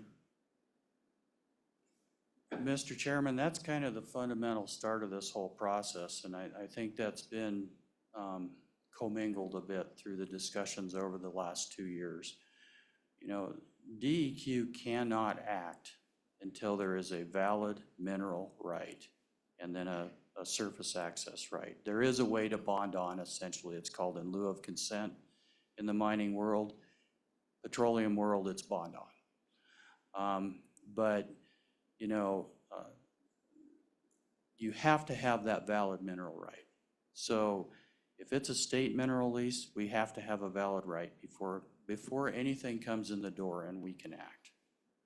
If it's a private reserve right, it has to come in with a private mineral right or a lease to that right. If If it's a federal right, it's through a plan of operations and a mineral contract. But we can't take any action on any development until there is a valid and existing mineral right. Follow up. Go ahead. So, Mr. Wentland, Department of Environmental Quality does not, am I correct, does not issue any of these leases. You merely permit, control, oversee the actual work. The leases come from somewhere else. Mr. Chairman, that is correct. And then again, we can't act unless it's a valid right. In Wyoming being split estate, mineral right is the priority right. Thank you. More? Okay. All right, further discussion? There being none, we do have a motion on the floor. Question being called. Ryan, take roll, or someone. This is a roll call vote for 25 LSO 0001, Limited Mining Operations Amendments. Senator Cooper? Aye. Senator Ellis? Aye. Senator Jones? Aye. Senator Rothfuss? No. Representative Banks? Excused. Representative Conrad? Aye. Representative Heiner? No. Representative Knapp? No. Representative Larson? Aye. Representative Lawley? Aye. Representative Tarver? Aye. Representative Western? Co-Chairman Burkhart? Aye. Chairman Dockstader. Aye. Bill passes. That's limited mining operation amendments, 25 LSO 001, draft 6. Next one up, limited mining operation amendments, 25 LSO 0200, working draft 4. Committee? What? Oh, go ahead. Mr. Chairman, in lieu of the last vote, I move that we table this bill. Any support? Yeah. Did you actually? Yeah, we're just ahead of you a little bit there. Sorry, okay. There is a motion to move the bill. Is there a second? Moved and seconded. Any further discussion? Any further discussion? Take roll. This is a roll call vote for 25 LSO 200, Limited Mining Operations Bonding Amendments. Senator Cooper? No. Senator Ellis? No. Senator Jones? No. Senator Rothfuss? Aye. Representative Banks excused. Representative Conrad? Aye. Representative Heiner? Aye. Representative Knapp? Aye. Representative Larson? Aye. Representative Lawley? Aye. Representative Tarver? Aye. Representative Western? Aye. Co-Chairman Burkhart? No. Co-Chairman Dockstader. Aye. Bill passed. House Bill 25 LSO 200, draft 4, limited mining operations bonding amendments. Speak with the co-chair later as to how we introduce them. Okay, we've got a chance here if you want to take a little health break. Like to be on with industrial siding by about, let's go for 10:35, okay? Stretch a little bit.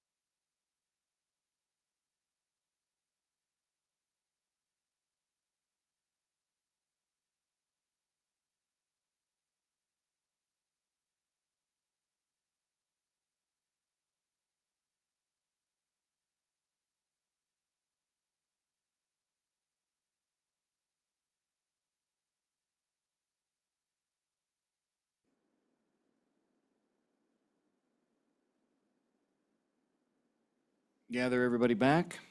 Industrial siding. Get everybody in their chairs. Brian, we'll turn it over to you for an explanation of 25 LSO, 69 impact assistance payments, maximum percentages and review. Yep, Mr. Chairman, this is working draft 0.74-01 in the online meeting materials. This is the bill draft the committee looked at in July. It is unchanged from that meeting. And the bill draft would allow the Industrial Siting Council to increase, or more accurately, seek to increase the impact assistance payments of specified projects for those projects that are in the top 2 tiers beyond the maximum allowable percentages and statutes. The increases would require approval by the State Loan and Investment Board before they could take effect. So page 2, lines 12 and 13 are just conforming amendments to reference new subsections. The next change is on page 5, beginning on line 15. And this provides that for facilities with total estimated material costs exceeding $350 million, or in other words, projects in the second highest and highest tier, the council may increase the maximum allowable percentage to up to 2.76% in accordance with the new subsection. Page 8, line 7 and 8 are another conforming amendment, and then page 8, line 10 is where the real meat of the bill is. So for industrial facilities in the top 2 tiers, the council can increase that maximum percentage up to 2.76 in accordance with the following. So first, the council must include in the required specific findings that it must make that the maximum allowable percentage in statute for the facility is insufficient to mitigate the identified impacts. Just one note here, the committee may wish to consider referencing the identified unmitigated impacts to track with what payments are available for under this subsection. Then on page 9, line 1, upon making those findings, the council must forward the proposed percentage increase, the permit order and decision, and if the board requests, the record of the hearing to the State Loan and Investment Board. The State Loan and Investment Board shall not accept or consider any new evidence in its consideration, and then not later than the next regularly scheduled board meeting. After receiving a proposed percentage increase, the board must consider that proposal and shall either approve the proposed percentage increase, deny it, or modify the proposed percentage increase to any percentage between the maximum in statute and 2.76%. Then moving on to page 10, line 1, the council, Industrial Siting Council, shall authorize that payments be made at a percentage not to exceed that maximum allowable percentage for that tier while the proposed increase is pending before SLIB. Line 8, if the board approves or modifies a percentage increase and upon direction by the council, the Department of Revenue must make payments in an amount sufficient to make them equal to the amount necessary to make that percentage increase retroactive. So basically, this authorizes catch-up payments. Page 10, line 17, the decision by SLIB to approve, deny, or modify that proposed percentage increase is final. It is not subject to further review by the council, and it is not subject to any judicial review. The final sentence on the bottom of page 10, line 22, just states that nothing is construed to abrogate any other right of review that's available under the Industrial Siting Act. The remainder of the draft are the same changes, only applicable to the use tax. With that, and then Mr. Chairman, page 19, line 15, this would apply to impact assistance payments for applications that are submitted on and after the effective date of this act, which is July 1, 2025. With that, Mr. Chairman, stand for questions. Thank you. Committee questions, Brian?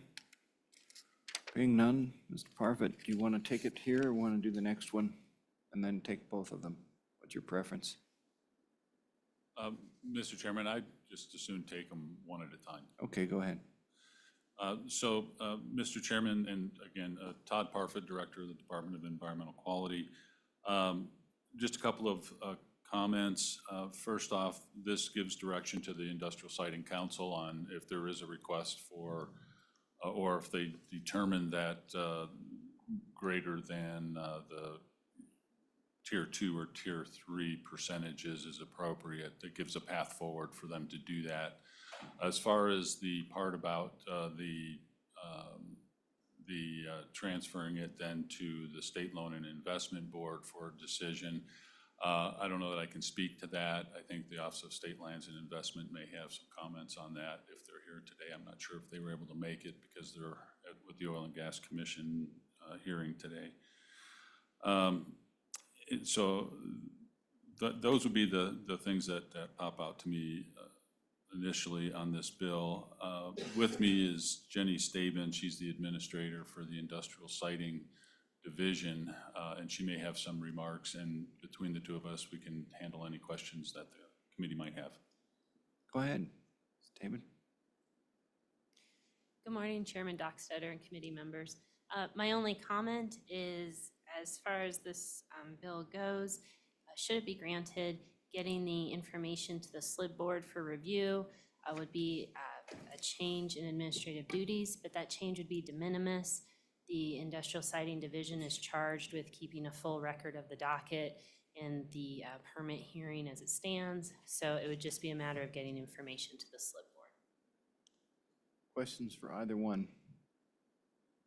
Being none? Any further? Oh, we do have ones. Representative Heiner. Thank you, Mr. Chairman. Dr. Staben, in prior testimony the last time we met, I believe you said that, well, let me ask the question. Have you run into problems with the ceiling and the tiered system we're right now? Have you wanted to give out more money that the ceiling limited you from doing that? Go ahead. Chairman Dockstader, committee members, at this time, the Industrial Siting Council, primarily the majority of the projects have been the lowest tier at $350 million. In that lowest tier, a number of those projects have been brought above the maximum of impact assistance available, as is currently allowed in the statutes upon specific findings of the council. The second and third tiers, the council does not review as many of those types of projects and those higher dollar amounts. I believe that's become more frequent in the last couple of years. And at this time, to my knowledge, the council has not needed to go higher in those second and third tier level projects. However, the council is reviewing larger and larger projects than, more frequently than historically have been reviewed. Representative Heiner. Typically, Go ahead. I apologize, Chairman Dockstader. Typically, the council awards between 40 and 60% of the total IAP available. They do try to leave a bit of impact assistance still available because the local governments can come back and ask for additional funds should they find, once construction has started, if additional funds are needed, then, there's that little margin that they could maybe still get additional funds from. Representative Heiner, is that good? Yes, Mr. Chairman, thank you. So historically, you've been awarding 40 to 60%, and those requests come in that are probably higher than that, but you weed out some of those that are not necessary or that don't fit the criteria. Is that how come that, is that the reason why we're not giving out the maximum percent? Are there some requests that may not be fitting the criteria we have for unmitigated impact fees? Go ahead.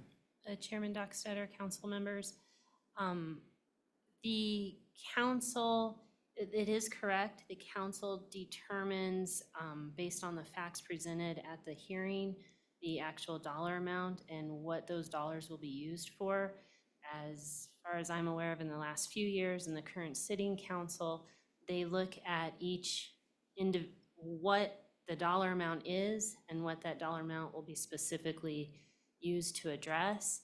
And based on the evidence presented, they go basically down the items on a list. One more, Mr. Chairman. Thank you, Mr. Chairman. So if we raise this up to a higher level, we may not get better quality of requests. We may be getting more requests that probably don't fit the criteria, that may not be actual mitigation, but maybe some wants rather than needs. Is that correct? Go ahead. Chairman Dockstader, council members, I can't speak to the type of request that a local government may request. That local governments do at this time, sometimes they're very specific in their requests, sometimes they are not. even if it is more of a want or a need, that can be discussed and determined by the council at the hearing. So it would be the same process where the council literally says, okay, for example, you want an ambulance, what's the cost, what's the reasoning, and they decide on a case-by-case basis. Now, the council is going forward using more pre-filed testimony and has it in plans and has been in our most recent hearings, asking for literally an outline checklist of the dollar amount and what it's being asked for, and then they work through those items individually. So even if a list becomes more of a want than a need, then the council will still hear facts on the issue and be able to ferret out wants, needs, and that sort of thing. Okay, further questions? Further questions, committee? Hearing none, thank you. Oh, go ahead, Mr. Co-Chair. So, thank you, Mr. Chairman. So, Mr. Staben, Director, does this bill address the issue of high-cost equipment projects with low employment versus low-cost with high employment? For example, the Holly Frontier Sinclair refinery is currently doing a turnaround. They have approximately 1,500 to 3,000 people working there at any one time, but it doesn't meet any of the industrial siting thresholds for payments. Does the bill address those issues where you do have an influx of people with an impact versus just looking strictly based on the material costs? Ms. Staben? One moment, sir.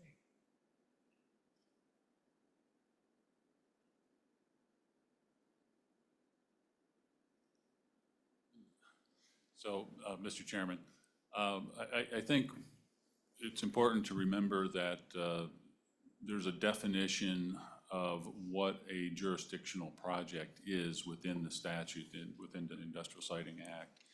And it has not only the cost of materials, but also has other criteria such as for wind farms, if you're 20 or more turbines, or if you're solar for 30 megawatts or 100 acres of disturbance. It doesn't necessarily get to, I think, directly to what Representative Burkhart, what you're asking is it based on the number of workers? Not so much, it's based on the cost threshold. And so if it gets to the cost threshold, regardless of the size of the workforce, so it may or may not, depending on the circumstances of the project. Thank you. Yes. Go ahead, Representative Lawley. Thank you, Mr. Chairman. Going back to Representative Heiner's point and the statement that this bill raises a cap versus gives a path forward to have appeal to ask for additional money to a certain point. Could you talk a little bit about the difference between those two things and what the bill actually does and what process it provides? Go ahead. Chairman Dockstader, council members, what this bill would do is it would enable, in the case of where the council hears specific facts that support requests, and when those requests add up to more than what the current cap allows, it would enable the council to first find within the cap, because they have to have that first order, and then to also be able to find above the cap.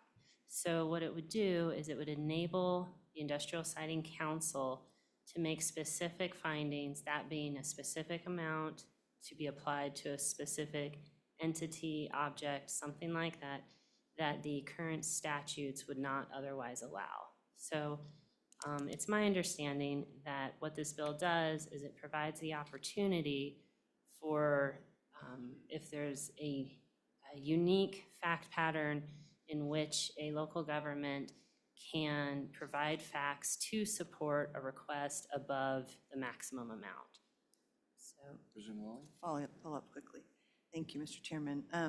Thank you for that explanation. And just to kind of clarify that there would be specific findings of fact concerning the need to do that.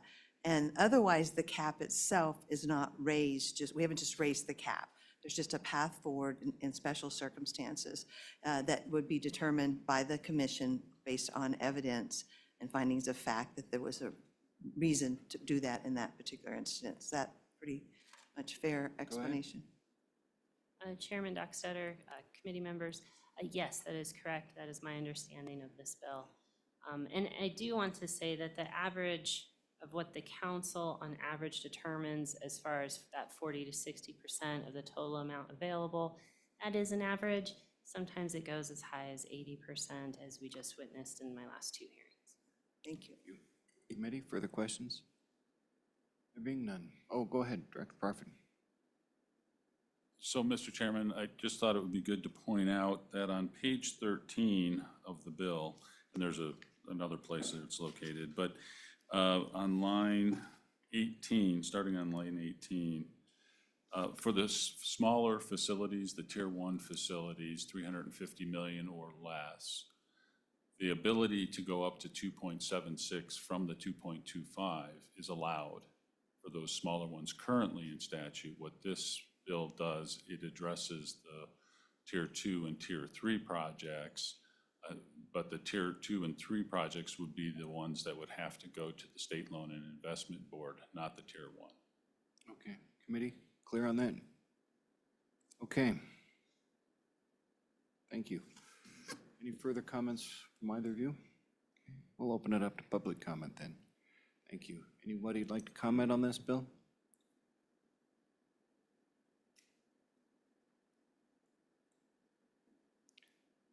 Those watching, we are on 25 LSO 69, Working Draft 7, Impact Assistance Payments, Maximum Percentages and Review. Go ahead, welcome. Whomever would like to speak first, just identify yourselves. Good morning, Mr. Chairman, members of the committee. My name is Ashley Harpstreet, and I sit here before you as the new appointed Executive Director of Wyoming Association of Municipalities. Today, I just wanted to give a brief intro and then turn this over to my colleagues as I'm still learning these issues.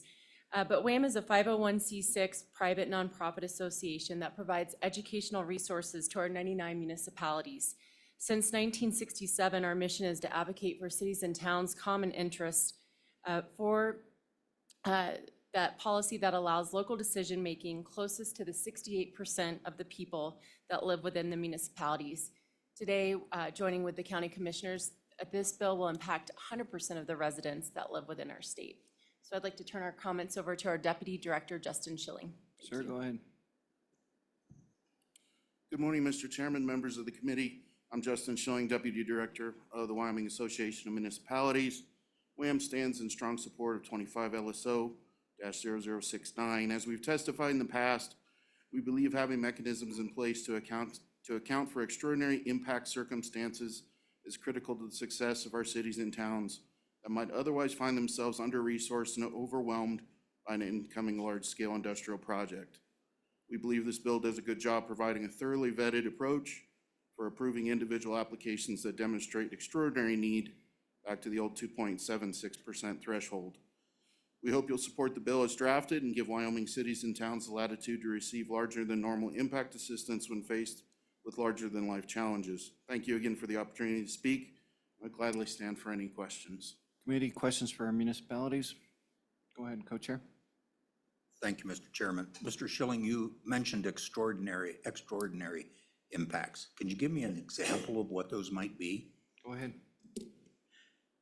Mr. Chairman, Representative Burkhart, I think that's the purpose of this bill is to contemplate the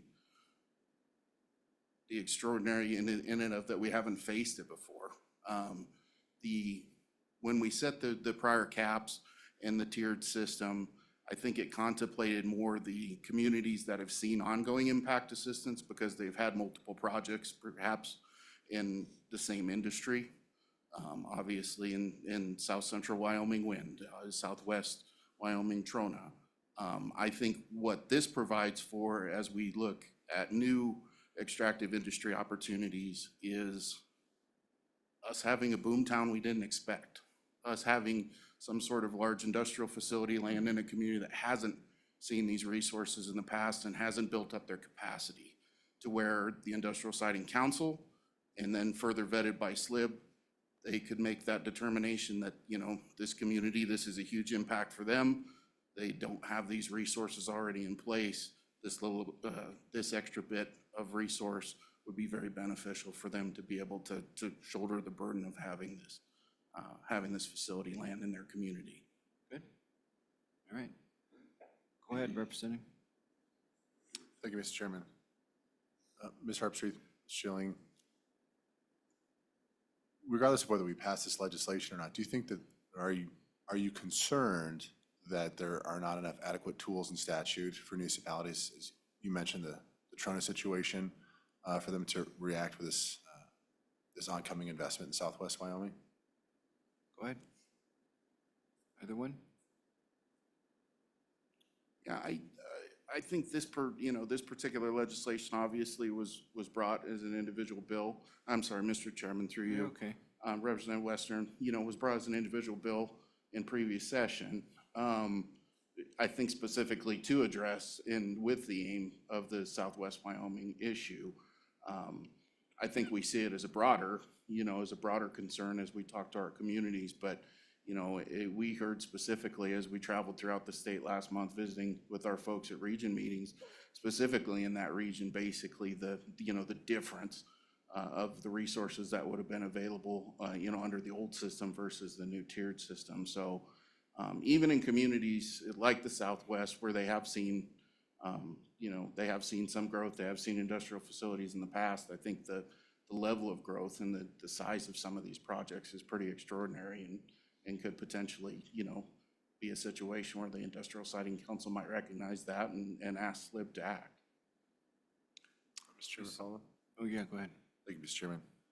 So it sounds like the answer is yes, that what's currently on the books is inadequate.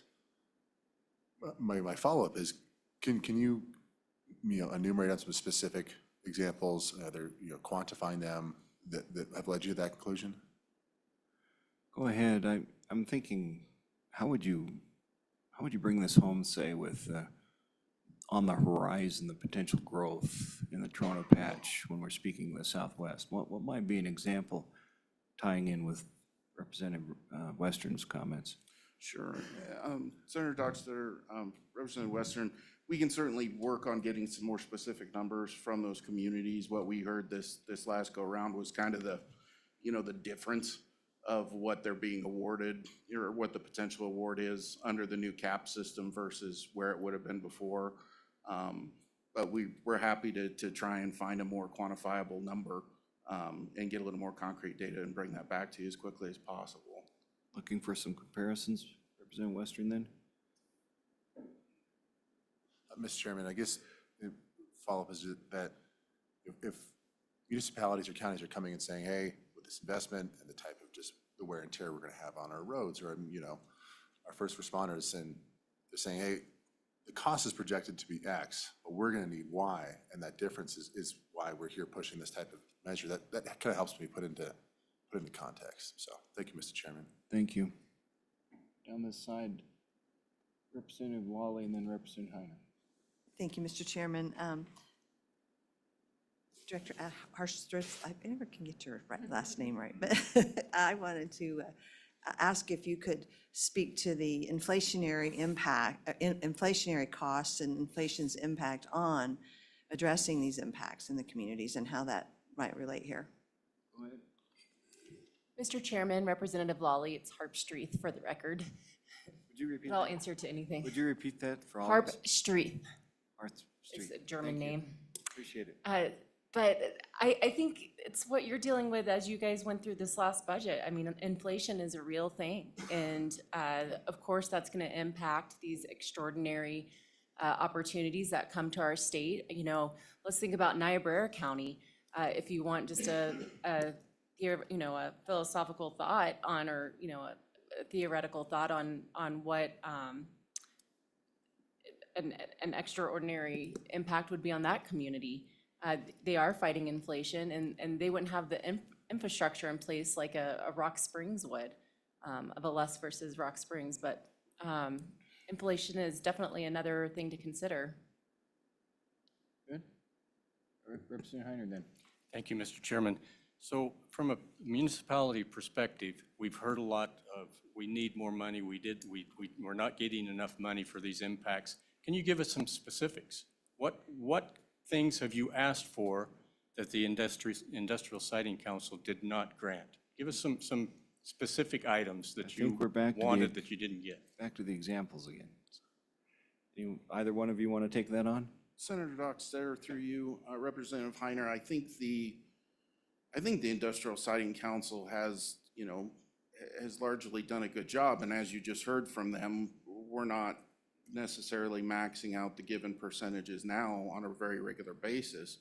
What this bill contemplates is kind of the uncontemplatable. Is that situation where we landed some big industrial project in a Meeteetse or in a Lusk or, one of these communities that has incredibly limited bandwidth, has incredibly limited resources, and would need everything basically from scratch to be able to handle the unmitigated impact of that type of facility landing there. We don't hear specifically from our folks necessarily, oh, they shorted us a fire truck. Oh, they shorted us an ambulance. That's not the feedback that we get. What we do hear is, what we do hear is that the program as a whole has been fair. But again, this particular bill doesn't contemplate past projects and or kind of or past determinations. I think it really just, again, looks at what might happen in a very extraordinary circumstance. Yes, follow-up. Thank you, Mr. Chairman. So you're telling us that there's a problem. You want to fix a problem, but you won't tell us what the problem is. You won't tell us where we have shorted a municipality or an organization. We have an oversight committee over here, the Industrial Siting Council, that vets those things. So give us some specifics. What have you asked for that you didn't get that is something that you needed to mitigate an impact? So, don't be nebulous, just give us the specifics. Sure. If there's a problem, let's hear about the problem. Sure. Senator Dockstader. Well, and I was just thinking maybe any of the legislators from particular areas could weigh in and give an example to give you a little hand there, but go ahead. Senator Dockstader, through you, Representative Heiner, again, I would have to pull some membership and get some specifics for you, and I would be happy to do that. That might be a good idea, just follow up. I mean, I've heard there are problems, but where specifically and what? Thank you. Representative Heiner, any more? Okay. Good with WHAM? Let's move over to the counties then. It's all yours. Good morning, Mr. Chairman, members of the committee. I'm Jeremiah Riemann here on behalf of the Wyoming County Commissioners Association. It's a pleasure to be here. I'm also joined online by Sweetwater County Commissioner Island Richards, and he'll be able to offer you some specific examples that they're dealing with right now. Mr. Chairman, I'll offer a few comments. I am perhaps the originator of the tiered system. I still stand by that tiered system that is now represented in state statute. I want to make it very clear, I stand by that system. That said, I've always believed that there needs to be a relief valve. It's the very reason that we wrote a relief valve in for those smallest projects. What we couldn't find at the time was the relief valve for the bigger projects. Who do we send that to? That's what this legislation represents, is to say, if the county, if the municipalities can demonstrate that they have unmitigated impacts, and I want to emphasize unmitigated impacts, that's what we're talking about here. If they have unmitigated impacts and the Industrial Siting Council agrees that the tiered system is not enough, then they can make a recommendation through this legislation to the State Loan and Investment Board to ultimately grant additional funds. Now, I said Sweetwater County Commissioner is going to provide you some specific examples for the issue that they're dealing with. But I don't see this bill as necessarily a Sweetwater County bill or a bill for those counties that have gone through the industrial siting process. I'm most concerned about those jurisdictions that have never had an industrial project come into their community. Can you imagine a new wind or solar farm, perhaps one of the largest coming into a Niobrara County, a Goshen County, and them being tapped out in terms of the tiers and not being able to have access to something more if they can, again, demonstrate that they have those impacts, and the Industrial Siting Council agrees with them. I know most of you don't represent those jurisdictions, but that's who I'm fighting for, is to allow them to have a relief valve to make their case to go to a higher authority to say, hey, we need to have this money. To answer some of the other questions that have come up here, budgets are real, and one of the biggest unmitigated impacts often is around transportation systems. And my friends in the County Road and Bridge offices just presented some information to your Joint Transportation Committee. I'll just mention a few of those here, just so you can get a sense of the disparity in terms of budgets alone. In the Bighorn Basin, Hot Springs County's total road and bridge budget is $656,000 per year. By comparison, in the same region, Bighorn County 1.5 million and Park County 8.8 million. So again, imagine that this new industrial project comes into a Hot Springs County. They're going to need a relief valve, perhaps. They're going to have to make that case to the Industrial Siting Council, but they may need that relief valve. There's been some ask about inflation. Asphalt in Sweetwater County was $98 a ton in 2016. It's now $150 a ton. Chips in Park County were $15 a ton. They're now $30 a ton. So got plenty of other examples here. There are lots of pressures here, but again, my issue is not the communities that have gone through this process. It's those that potentially could, and we are seeing these projects being proposed in those communities. So with that, I would stand for any questions, but do support this legislation. Committee? Okay, being none, should we go out to Sweetwater County then? Okay. Want to bring, oh, go ahead, Senator Jones. Thank you, Chairman. Mr. Freeman, I was wondering, do you think, is it your experience that these counties consider this a blank check to do whatever they want? Or are they aware that these projects are vetted and they have to provide that there's an actual need, that it isn't just wants and dreams and wishes? Or how is that worked out between the counties? Go ahead. Yeah, Mr. Chairman, Senator Jones, if one of my members ever suggests to you that this is just a trough that they can go up to and are going to get that money, I'm going to be happy to provide them some good education. One, I don't want to ever see one of my members approach it from that perspective. But two, no, they understand that there is a legitimate process here. They're going to have to make a demonstrated case. They're going to have to ultimately work with their local counterparts in making that case, and understand that the Industrial Siting Council takes its job very seriously and has over time. The other part of that is, and we advocated for this, you're going to have to report on what you ultimately use that money for, and show that you put it on the ground in the places that you suggested you would. So I've never had a commissioner come to me and just say that this is open season to the state's general fund. And I would push back on any commissioner that ever took that approach. Thank you. Should we go to one of your commissioners now? Great. Okay, let's go out to Sweetwater County. Good morning. Thank you, Mr. Chairman, committee members. I'm Island Richards, Sweetwater County Commissioner. I'm here to speak in favor of 25 LSO-0069 and offer my strong support for the positive impact this bill would have in communities across the state that are facing large industrial projects and the impacts they bring. Sweetwater County has been involved in 2 large industrial siting application processes this year, and each project's projected impacts were very different. In the case of Project West, the funds made available under the current formula were more than enough to cover the unmitigated impacts expected to be experienced by the affected communities. In the case of Dry Creek, though, which is a very different project, the current formula fell woefully short in providing for the projected needs of the communities being impacted. While the current formula allows for just under $35 million in available funding to be spread across the 3 affected counties identified in the Dry Creek application, with over 4 years of construction, Sweetwater County alone identified over $52 million in unmitigated impacts to law enforcement, fire protection, healthcare, roads, and public utilities in our communities.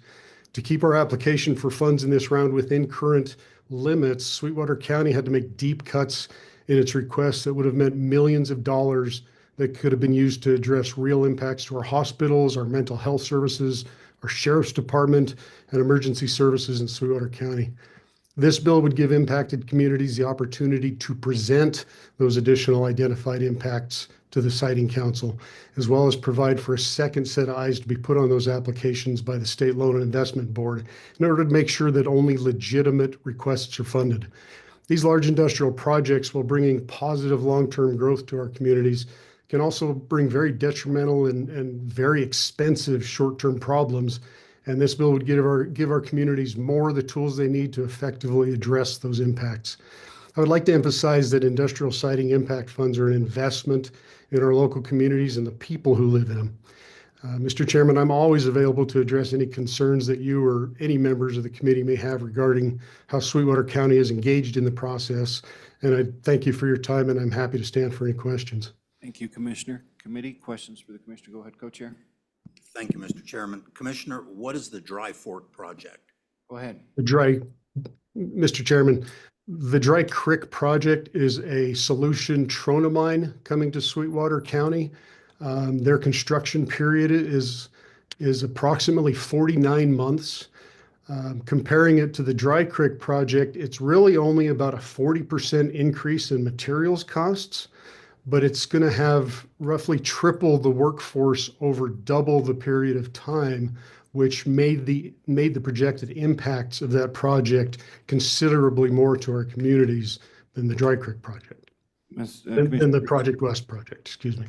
Commissioner Richards, maybe Senator Jones can help you too. I was reading about the numbers of employment and the economic impact. Do you have any of those off the tip of your tongue there?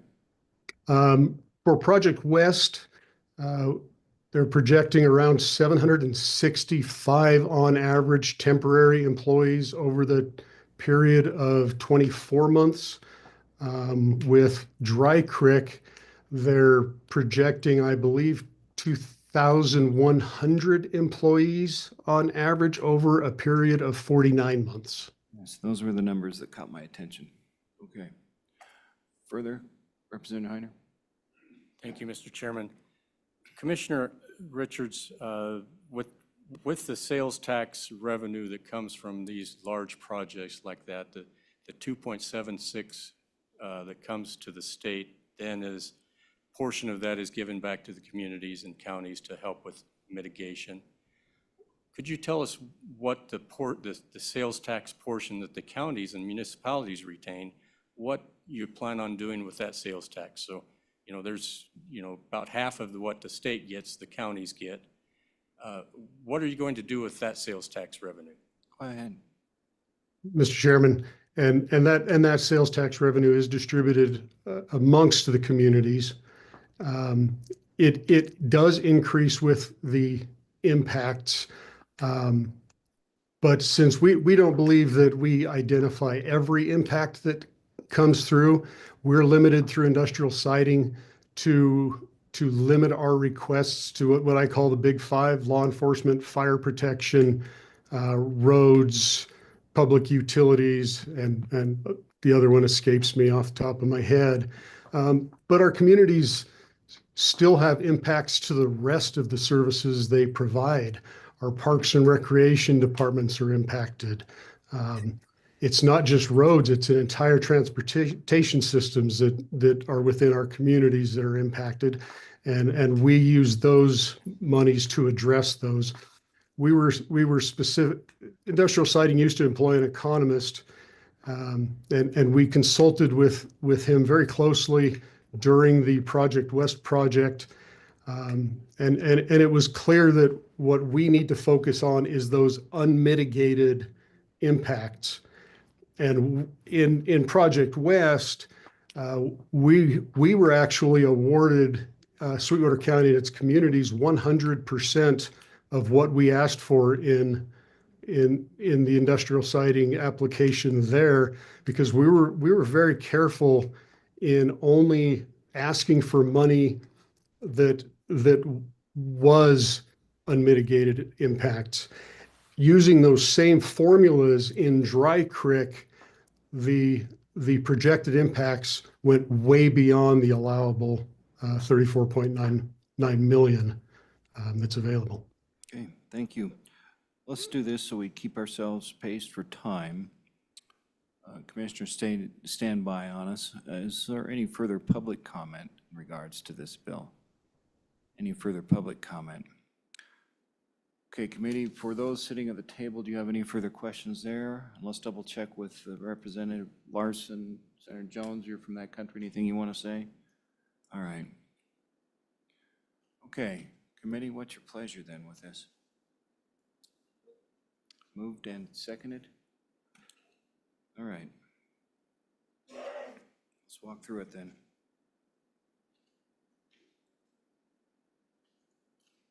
Mr. Chairman? Go ahead.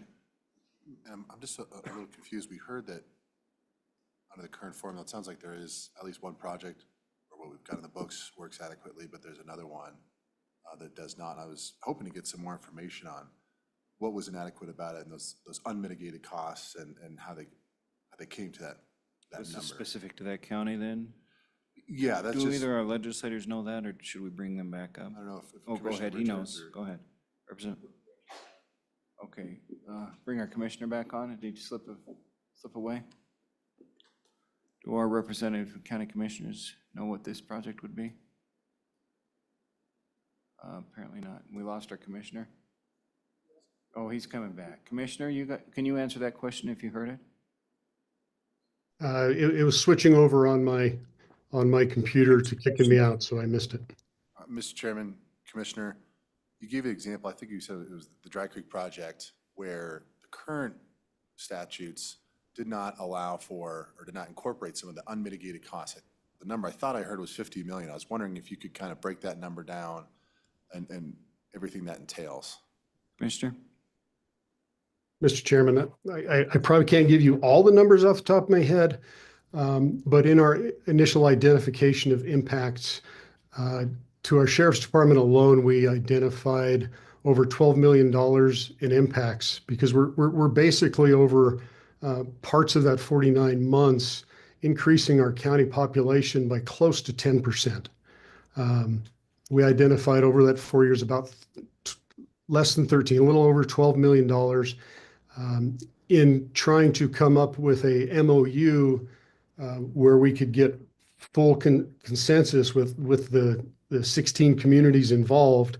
We dropped that request to about $1.3 million in order to find that consensus.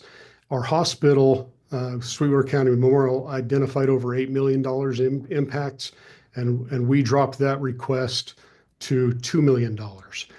Mental health services in Sweetwater County, we identified an impact of nearly $4 million using the numbers just within the application of what they expected would be necessary to add to mental health services in the community. Our mental health providers identified over $4 million, and this is using the same formula that we used in Project West, that we were fully funded at 100%. Under Dry Creek, we're dropping that request by about 75%. So upwards of $3 million, we're dropping just that request. In the end, in our MOU, we agreed to take around 29 million as consensus with the other communities of the 34.9 available. And to get there, we had to make significant cuts in all those requests that, again, we used the same formulas in Project West and were funded 100%. But we had to make deep cuts under Dry Creek to get to a number under that 34.9. Representative, got it? Okay, good, thank you. Thanks for staying with us, Commissioner. Yep. Okay, we're back to walking through the bill. Okay, here we go. Page 1, page 2, 3, 4, 5, 6, 7, 8, 9, 10, 11, 12, 13, 14, 15, 16, 17, 18, and 19. Moved and seconded. Any further discussion? Go ahead. Thank you, Mr. Chairman. I'd like to refer back to what the county commissioner said there about the future of these smaller communities. In my district, I represent 21% of the counties in Wyoming and about 10% of the municipalities. And none of those counties or municipalities have faced these kind of issues. So as we're looking at some major growth in Wyoming on the minerals sector, as far as nuclear and rare earths and a lot of other issues coming towards us. These projects are going to continue to get larger and larger. I think something like this on our communities that haven't been impacted in the past is going to be critical to help us maintain the infrastructure that we need. So I'd just like to say that to the committee before we move forward. Fair enough. Further discussion? Go ahead, sir. Mr. Chairman, thank you. Having come from a county that has had many industrial sightings, I think the system works. I think the tiered system is a good one. The $350 million threshold is allowable to go above and beyond and request more. And you got to remember, we're talking about core services. We're talking about impacts that affect law enforcement, roads, things like that. Typically, projects that come in will bring that sales tax revenue and that ad valorem revenue with them to mitigate those impacts ongoing in budgets. As for the inflation costs, it's a percentage, so as these projects are also inflation laden, and so as a percentage, I think that evens out. So I think we have a system that works. Obviously, 40 to 60% is evidence of that in funding, and so I would be against the bill. Okay, standing against, okay, go ahead. Mr. Chairman, I think we have an opportunity here to be proactive instead of reactive. And I think we've heard testimony today that this is up and coming. These big projects are coming. We've encouraged this growth in Wyoming, and we need to be responsible in order to help these communities keep up with it. Okay. Further comment before we vote? Oh, Representative Lawley. Thank you, Mr. Chairman. I just want to say, first of all, I'm in support of the bill, and here's why. It doesn't change the tier system at all. The tier system is there, and it's set in place. It simply gives a safety valve in certain situations where there can be proof of the need and then findings of fact, and then reviewed by the SLIB board to where it's needed. I am not at all surprised that Campbell County residents, the tier system works for them. In fact, I would advocate too that the tier system without this safety valve is for smaller communities. The actual system as it is does work for you. This is really about places where there are unusual impacts because they don't have existing infrastructure at all, nor do they have necessarily a large tax base. So I think this is a good safety valve. And the whole idea of mitigated and unmitigated, I want to address that for just a moment.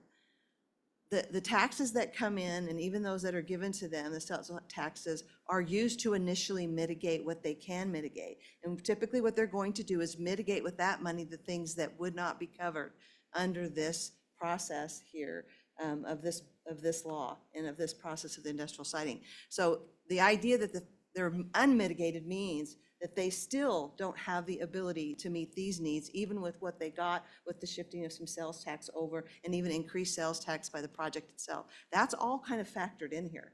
And so the ideas they prove is unmitigated. They don't have a way to do it, to basically mitigate that damage without the help of the industrial siting process. So I think some clarity there is important, especially when we're talking about smaller communities versus larger communities. And again, I support this bill because, as Senator Cooper said, where we live, it's something that could happen, and we might need more help. And again, having carefully proved that up, and that we worked really hard on that process of how that would work, and put some sort of guardrails on that and how it would happen.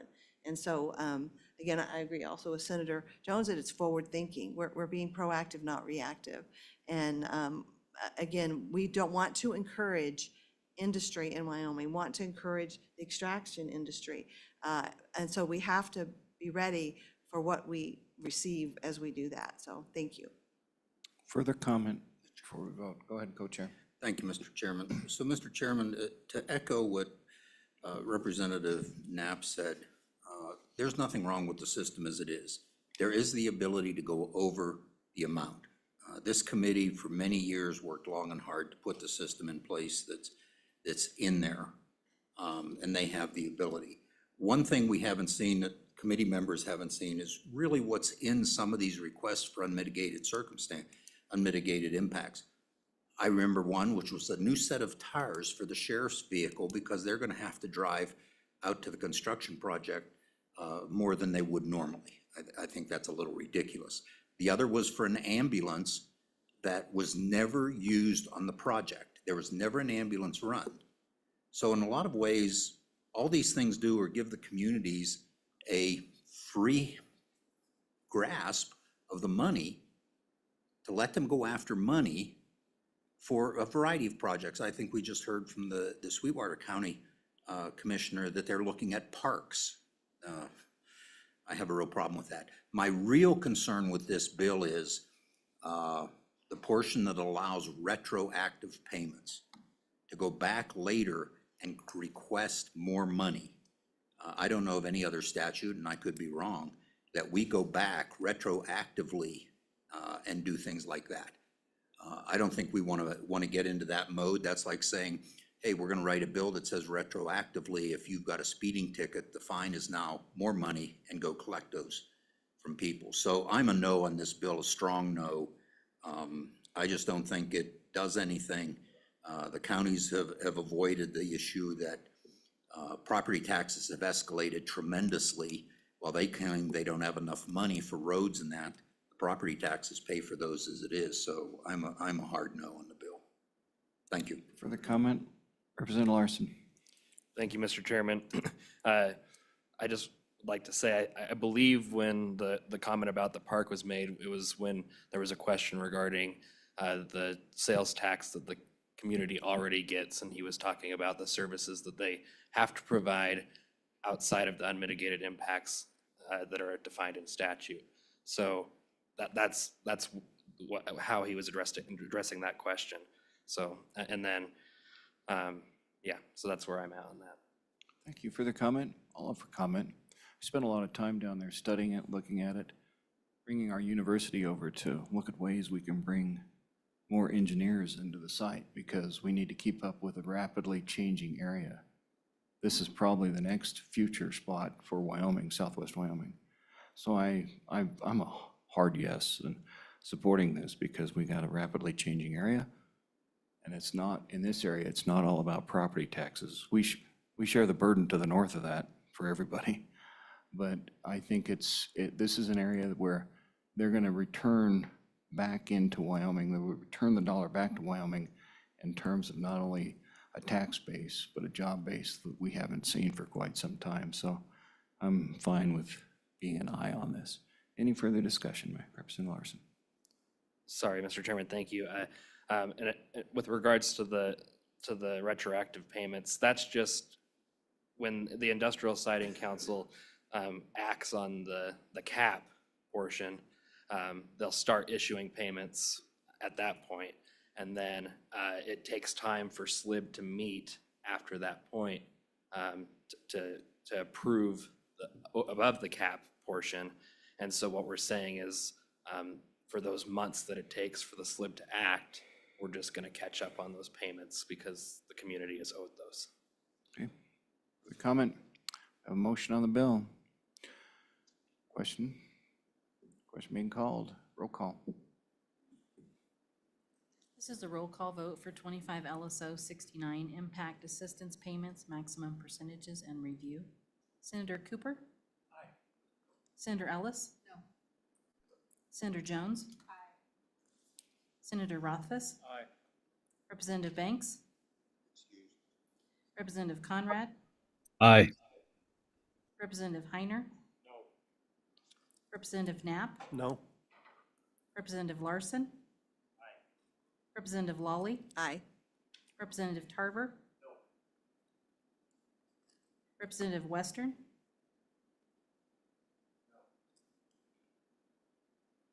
No. Co-Chairman Burkhart? No. Chairman Dockstader? Aye.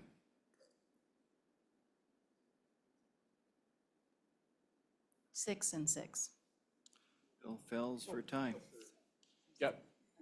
Yeah, Mr. Chairman, I have 7 ayes, 6 no. Oh, okay, 6. Yeah, that's what I was, okay. One excused, yep. Bill passes. Correction for those listening, bill passes 7-6. Impact assistance payments, maximum percentages in review. Let's go to the next one before lunch, industrial siding tribal notification.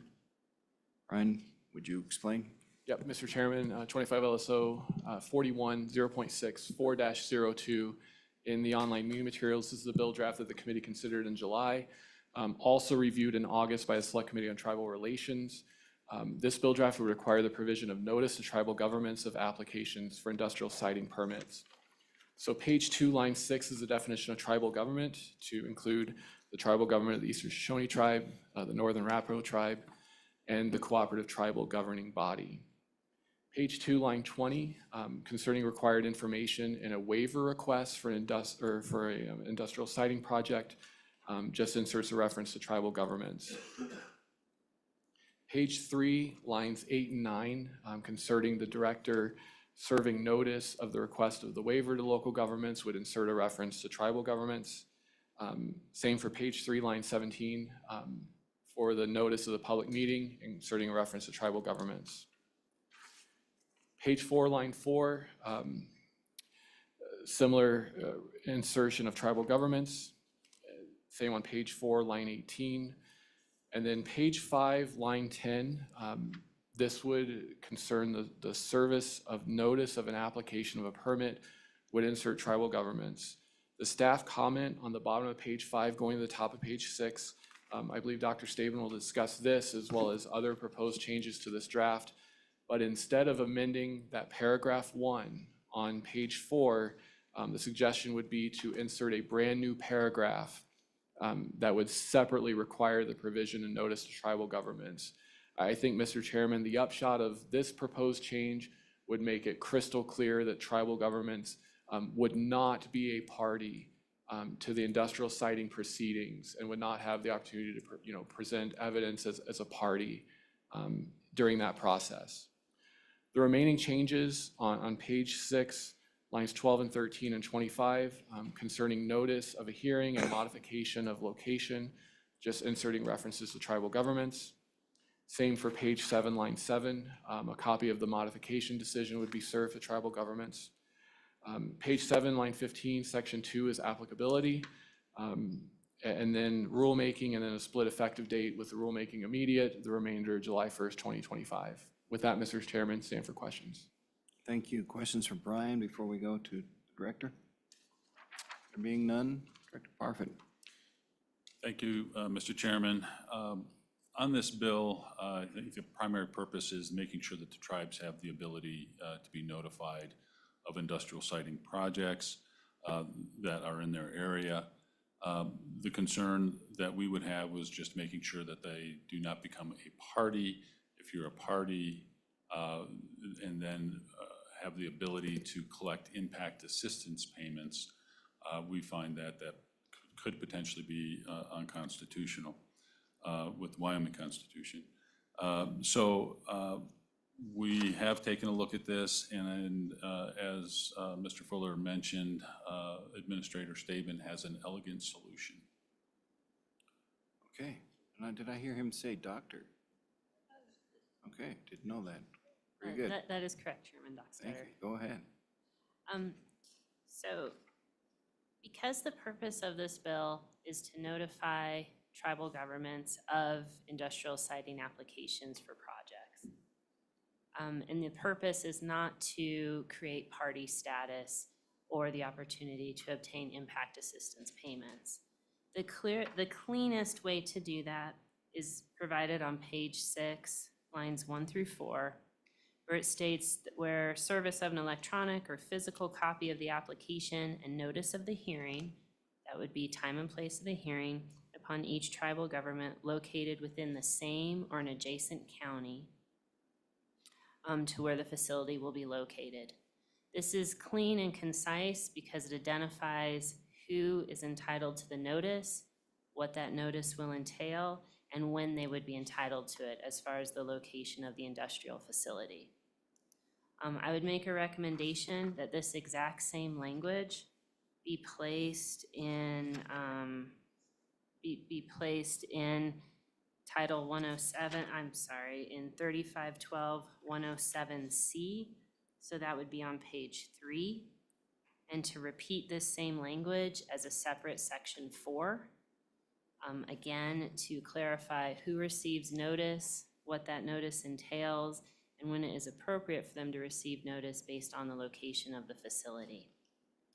Throughout this bill, other references to tribal governments, where it has been inserted, muddles or confounds party rights, such as a right or a requirement for example, as written where it's peppered throughout the bill, it would, number 1, require applicants to do socioeconomic studies on the area, or on the government, the tribal government. It it would require notice of when modification of a permit would occur, which as written in our statutes, only parties on the permit really have input in that process. Or it would also include making sure that tribal governments got copies of the permits, where at this time, under statute, that would be a party right and not a right given to everyone, anyone else who is not a party. So I believe the cleanest way to do this is to take the language on page 6, lines 1 through 4, accept that language as it's very specific as to when notification will be provided, and also provides notice at a point in time when the industrial facility is located near the tribal government, which would be most applicable to them in reality. And then to repeat this same language from page 6 and add it to statute 3512-107C, and again, a section 4. So make it a standalone requirement. Go ahead. Mr. Chairman, because it appears it might be a little bit confusing as to what the suggestion is here, I might suggest that we have Administrator Staben just kind of walk through the bill and what gets deleted, what gets added, and that might help the committee. Sure, we got some head nods on that. Did I see you reach out your hand for a question?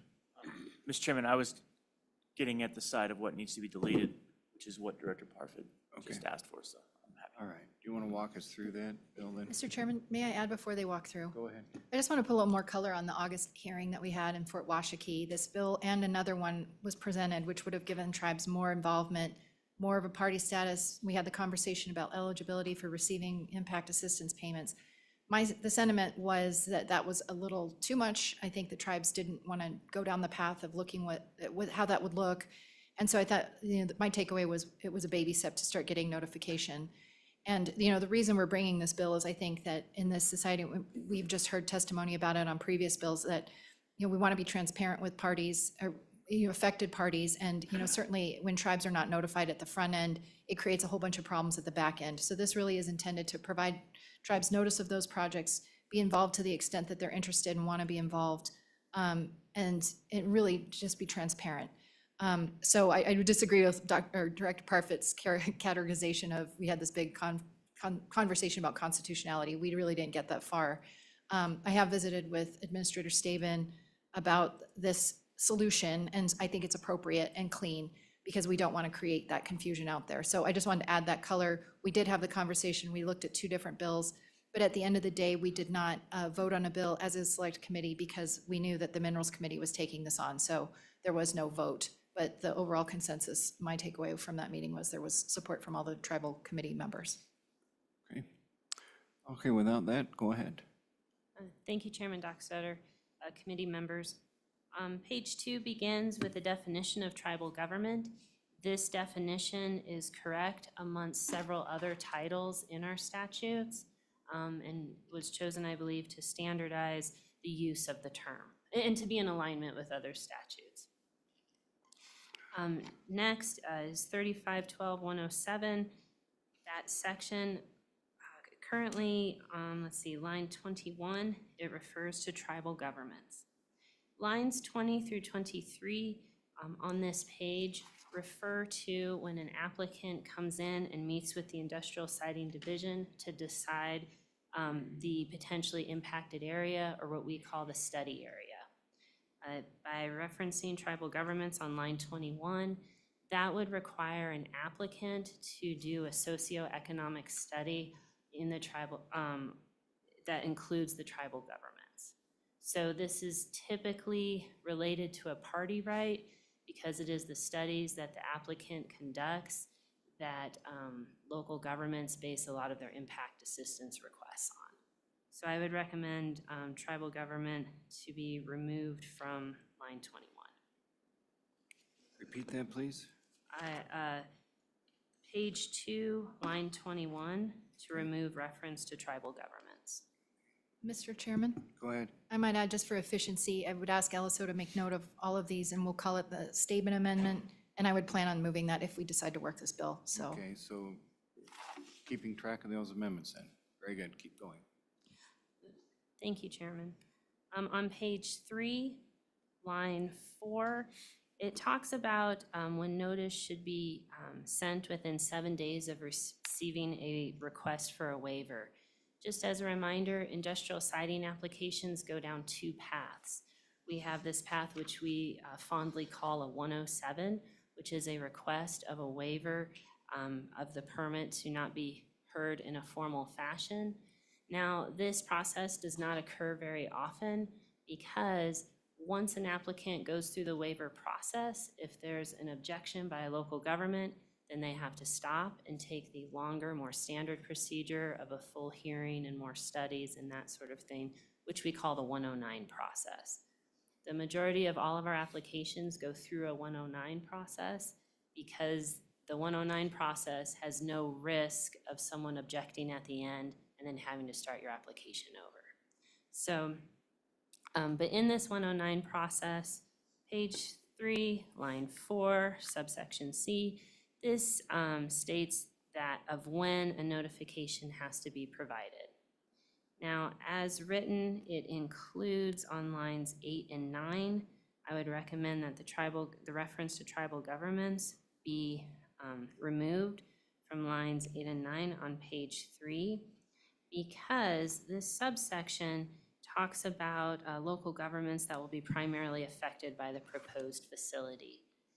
Being primarily affected by the proposed facility is identifying a local government as it having potential eligibility for impact assistance.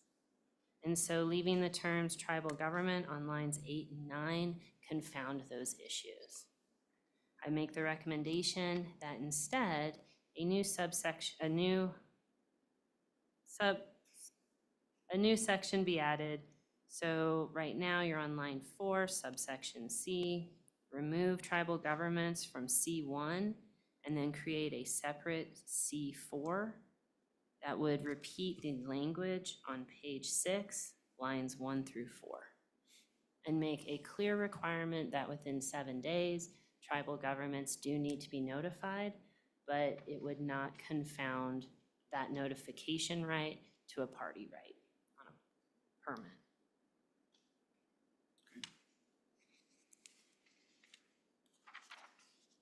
Next, further down on that page, it does reference tribal governments, but it includes if applicable.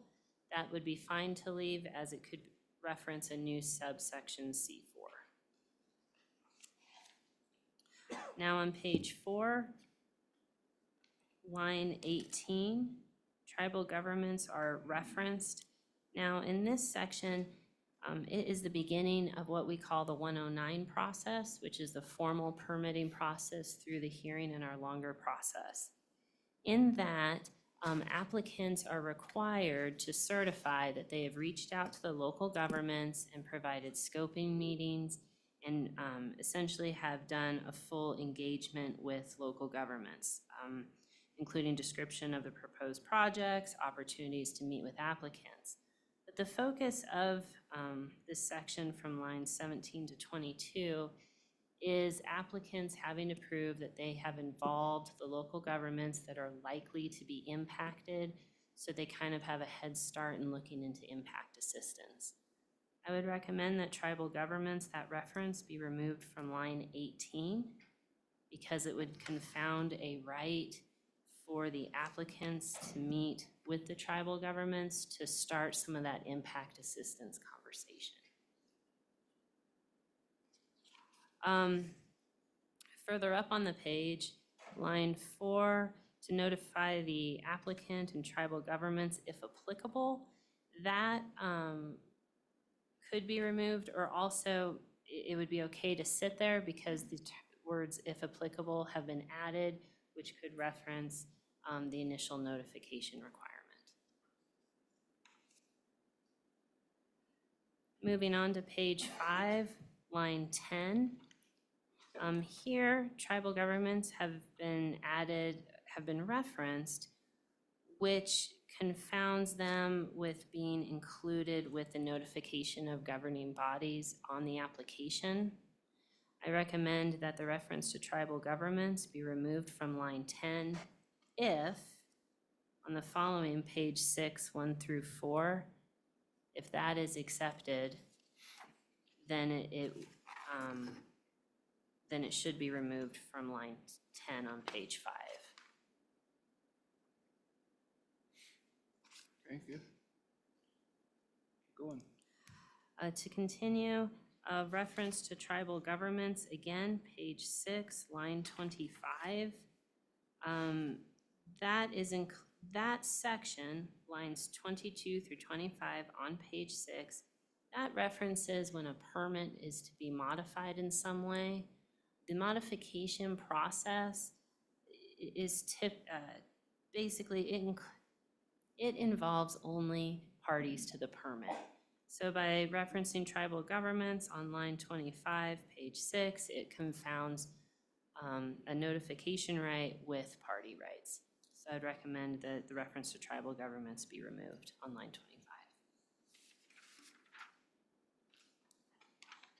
25. Continue walking to page 7. Tribal governments are referenced on line 7, page 7. And there, what it does is it creates a right to have a copy of the permit sent to a party. This, including tribal governments here, again, would confound party rights with notification rights. So I would recommend the reference to tribal governments be removed from line 7.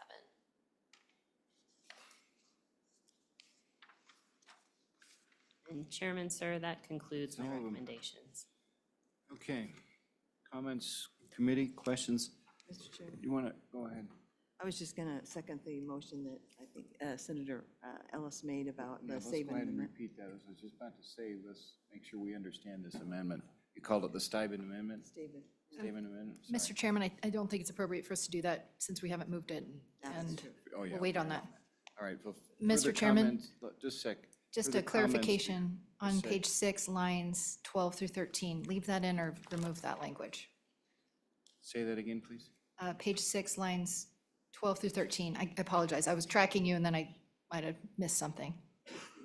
Go ahead, Doc. Chairman Stockner, sorry, Chairman Doc.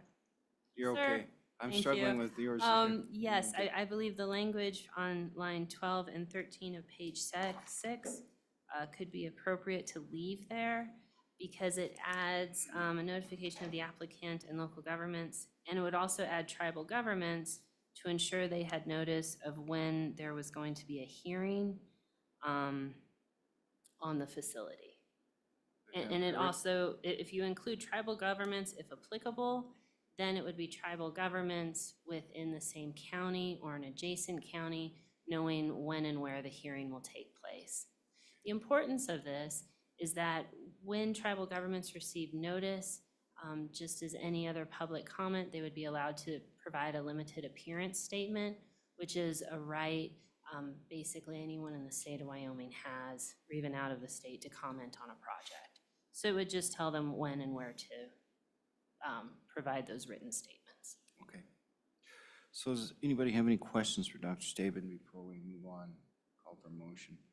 I'm not going to call for motion. I'm not going to go page by page because we've essentially already done that. So if there's nothing else for Dr. Staben, I hear a motion on the bill. Public comment. I always forget those good folks in the public. None, there none being. Okay, all right. Are we ready for a motion? Go ahead, Doc. Moved and seconded. All right. Any further discussion? You want to move the amendment? Mr. Chairman, I'd move the amendments that we just heard from with the administrator. Okay. Nicknamed the Dr. Staben amendment. Okay. All right, are we ready? Any comment on the amendments? Okay. All right, if you're ready for the vote, question being called. Yeah. On the amendment, all those in favor say aye. Aye. Those opposed, nay. Now back to Bill. Give us a roll call. This is a roll call vote for 25 LSO 41, industrial siding tribal notification as amended. Senator Cooper? Aye. Senator Ellis? Aye. Senator Jones? Aye. Senator Rothfuss? Aye. Representative Banks excused. Representative Heiner, Representative Conrad Left is us. not online. Not on screen. Representative Heiner? Aye. Representative Knapp? Aye. Representative Larson? Aye. Representative Lawley? Aye. Representative Tarver? Aye. Representative Western? Aye. Co-Chairman Burkhart? Aye. Chairman Dockstetter? Aye. That passes. Yeah. Give us a vote count. Give us the vote count if you would, please. 12 aye. 12 aye. That's what I was looking for. Okay. That is passed. Industrial signing tribal notification, 25 LSO 0041, working draft 6. Folks, we're up close to lunch. My concern is we don't cram too much into the afternoon. I think we could maybe, yeah, let's put that up and take care of it and then move to lunch, okay? All right. Go ahead and explain it. Okay, Brian? yep. Mr. Chairman, 25 LSO 198, solid waste municipal cease and transfer funding 5-02 in the online meeting materials. This bill draft updates the annual cease and transfer priority list for closure and transfer projects. The draft repeals the bill that updated the list in the 2024 budget session. Page 2, line 3 are the definitions that are standard to the cease and transfer bill from past years. Page 2, line 17 lists the amounts that are appropriated to the program, and from those amounts, the following projects and amounts are authorized pursuant to the cease and transfer program. I would note, Mr. Chairman, page 3, line 2 inserts a reference to an appropriation made in the 2024 budget session. Page 3, line 11 is the priority list. Priority number 1 is the carcass management project, which has appeared in the past couple of years, and the amount that is remaining available for those. There were, I believe, 3 changes from last year's list. First, a transfer project for Upton was removed as it was funded. Second, a closure project for Lingle removed as being funded. And then on page 4, line 13, the town of Upton, there was a change in the estimated cost for that closure project. And page 4, line 8, provides that any solid waste facility operator can apply for the funds associated with a carcass management project. Page 4, line 17 authorizes the Department of Environmental Quality to modify the order of projects and authorize funds to optimize efficiency and based on project readiness and to address emergency concerns. Page 5, line 9 is a reporting requirement by October 15th of each year. The department reports on any modification to the list, the names of recipients and amounts for the carcass management project. And then page 6, line 1 repeals last year's cease and transfer priority bill, and the bill would be effective immediately. With that, Mr. Chairman, stand for questions. Okay, committee questions for Brian? There being none, let's go straight to Director Parfit. You have assistance. All right, thank you, Mr. Chairman. This is a bill that's been around since 2013. It's been a very successful program. We did submit to the committee the annual report on this back in September. The bill looks very similar to the report. That's kind of how it's derived. Administrator Engels can walk you through some of the details of where we are with the program and how many projects we have remaining and what the estimated costs are going to be. Administrator, go ahead. Mr. Chairman, members of the committee, my name is Suzanne Ingalls. I'm the administrator of the Solid and Hazardous Waste Division. Mr. Fuller gave a great summary of not only the bill, but the annual report, because the bill captures all of the updates in the annual report. I will highlight a few things. Since 2013, when the program was established by the legislature, there have been 37 projects funded. 13 of those were transfer stations, 23 were landfill closures, and 1 carcass management project was funded for a total of $52.8 million. As Director Parfit mentioned, the first list had 52 projects listed with an estimated cost of $96.2 million. The legislature has deposited a total of $69 million into the program account. That's broken into $59.4 million in grants and $10.5 million in loans. Last month, we provided the annual report for the program where we listed the 14 remaining projects with an estimated cost of $26.5 million. 6 of those projects are transfer stations and 8 are closure projects. We did update the list and highlighted the 3 changes, removing 2 of those projects because they received funding, and modifying the estimated project cost for 1 of the projects based on additional information that was submitted. Another item that I want to highlight is that since 2017, facilities that received a loan component on their funding have started to make repayments totaling $2.1 million. And those repayments have gone back into the loan account. And also good news, some of the projects have come in under budget for a total of $4.4 million, with that money also going back into the account. There is a current balance with all of those repayments and money coming back of $23.4 million, broken into $16.4 million in grants and $7.1 million in loans. And those are the highlights that I wanted to bring up this morning. Thank you. Any questions for the administrator, Representative Heiner? Thank you, Mr. Chairman. So help me with my math. We're short $3 million in the account right now with the estimates? Chairman, Representative, I believe because there was a project where there was an increase in the estimated cost, it looks like there is a shortage. If all of the projects are funded at 100% of the cost, estimated cost. As communities submit an application, we work together with the Office of State Loans and Investment. They submit an application, and based on the community needs, it's determined what that percentage of the estimated cost is what they'll receive through SLIB.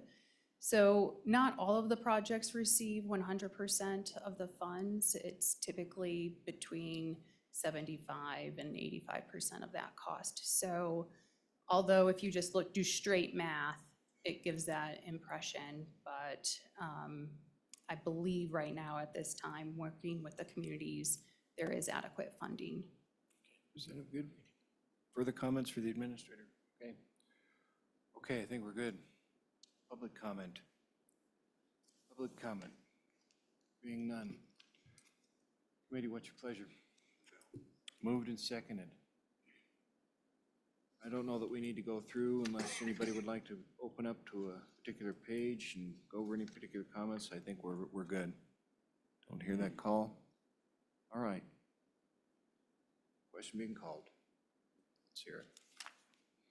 This is a roll call for 25 LSO 198, solid waste municipal cease and transfer funding.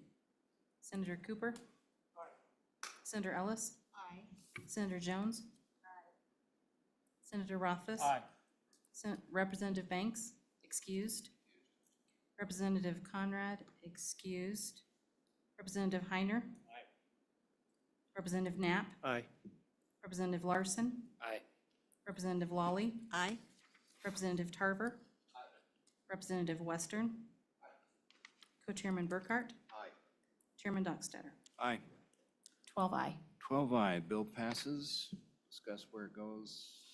Co-chair later. For the record, that's solid waste municipal cease and transfer funding, 25-198, working draft 0.4. That's passed. Committee, we're right at the top of the hour. Let's need a little bit of travel time. We're going to squeeze just a little bit out of the afternoon.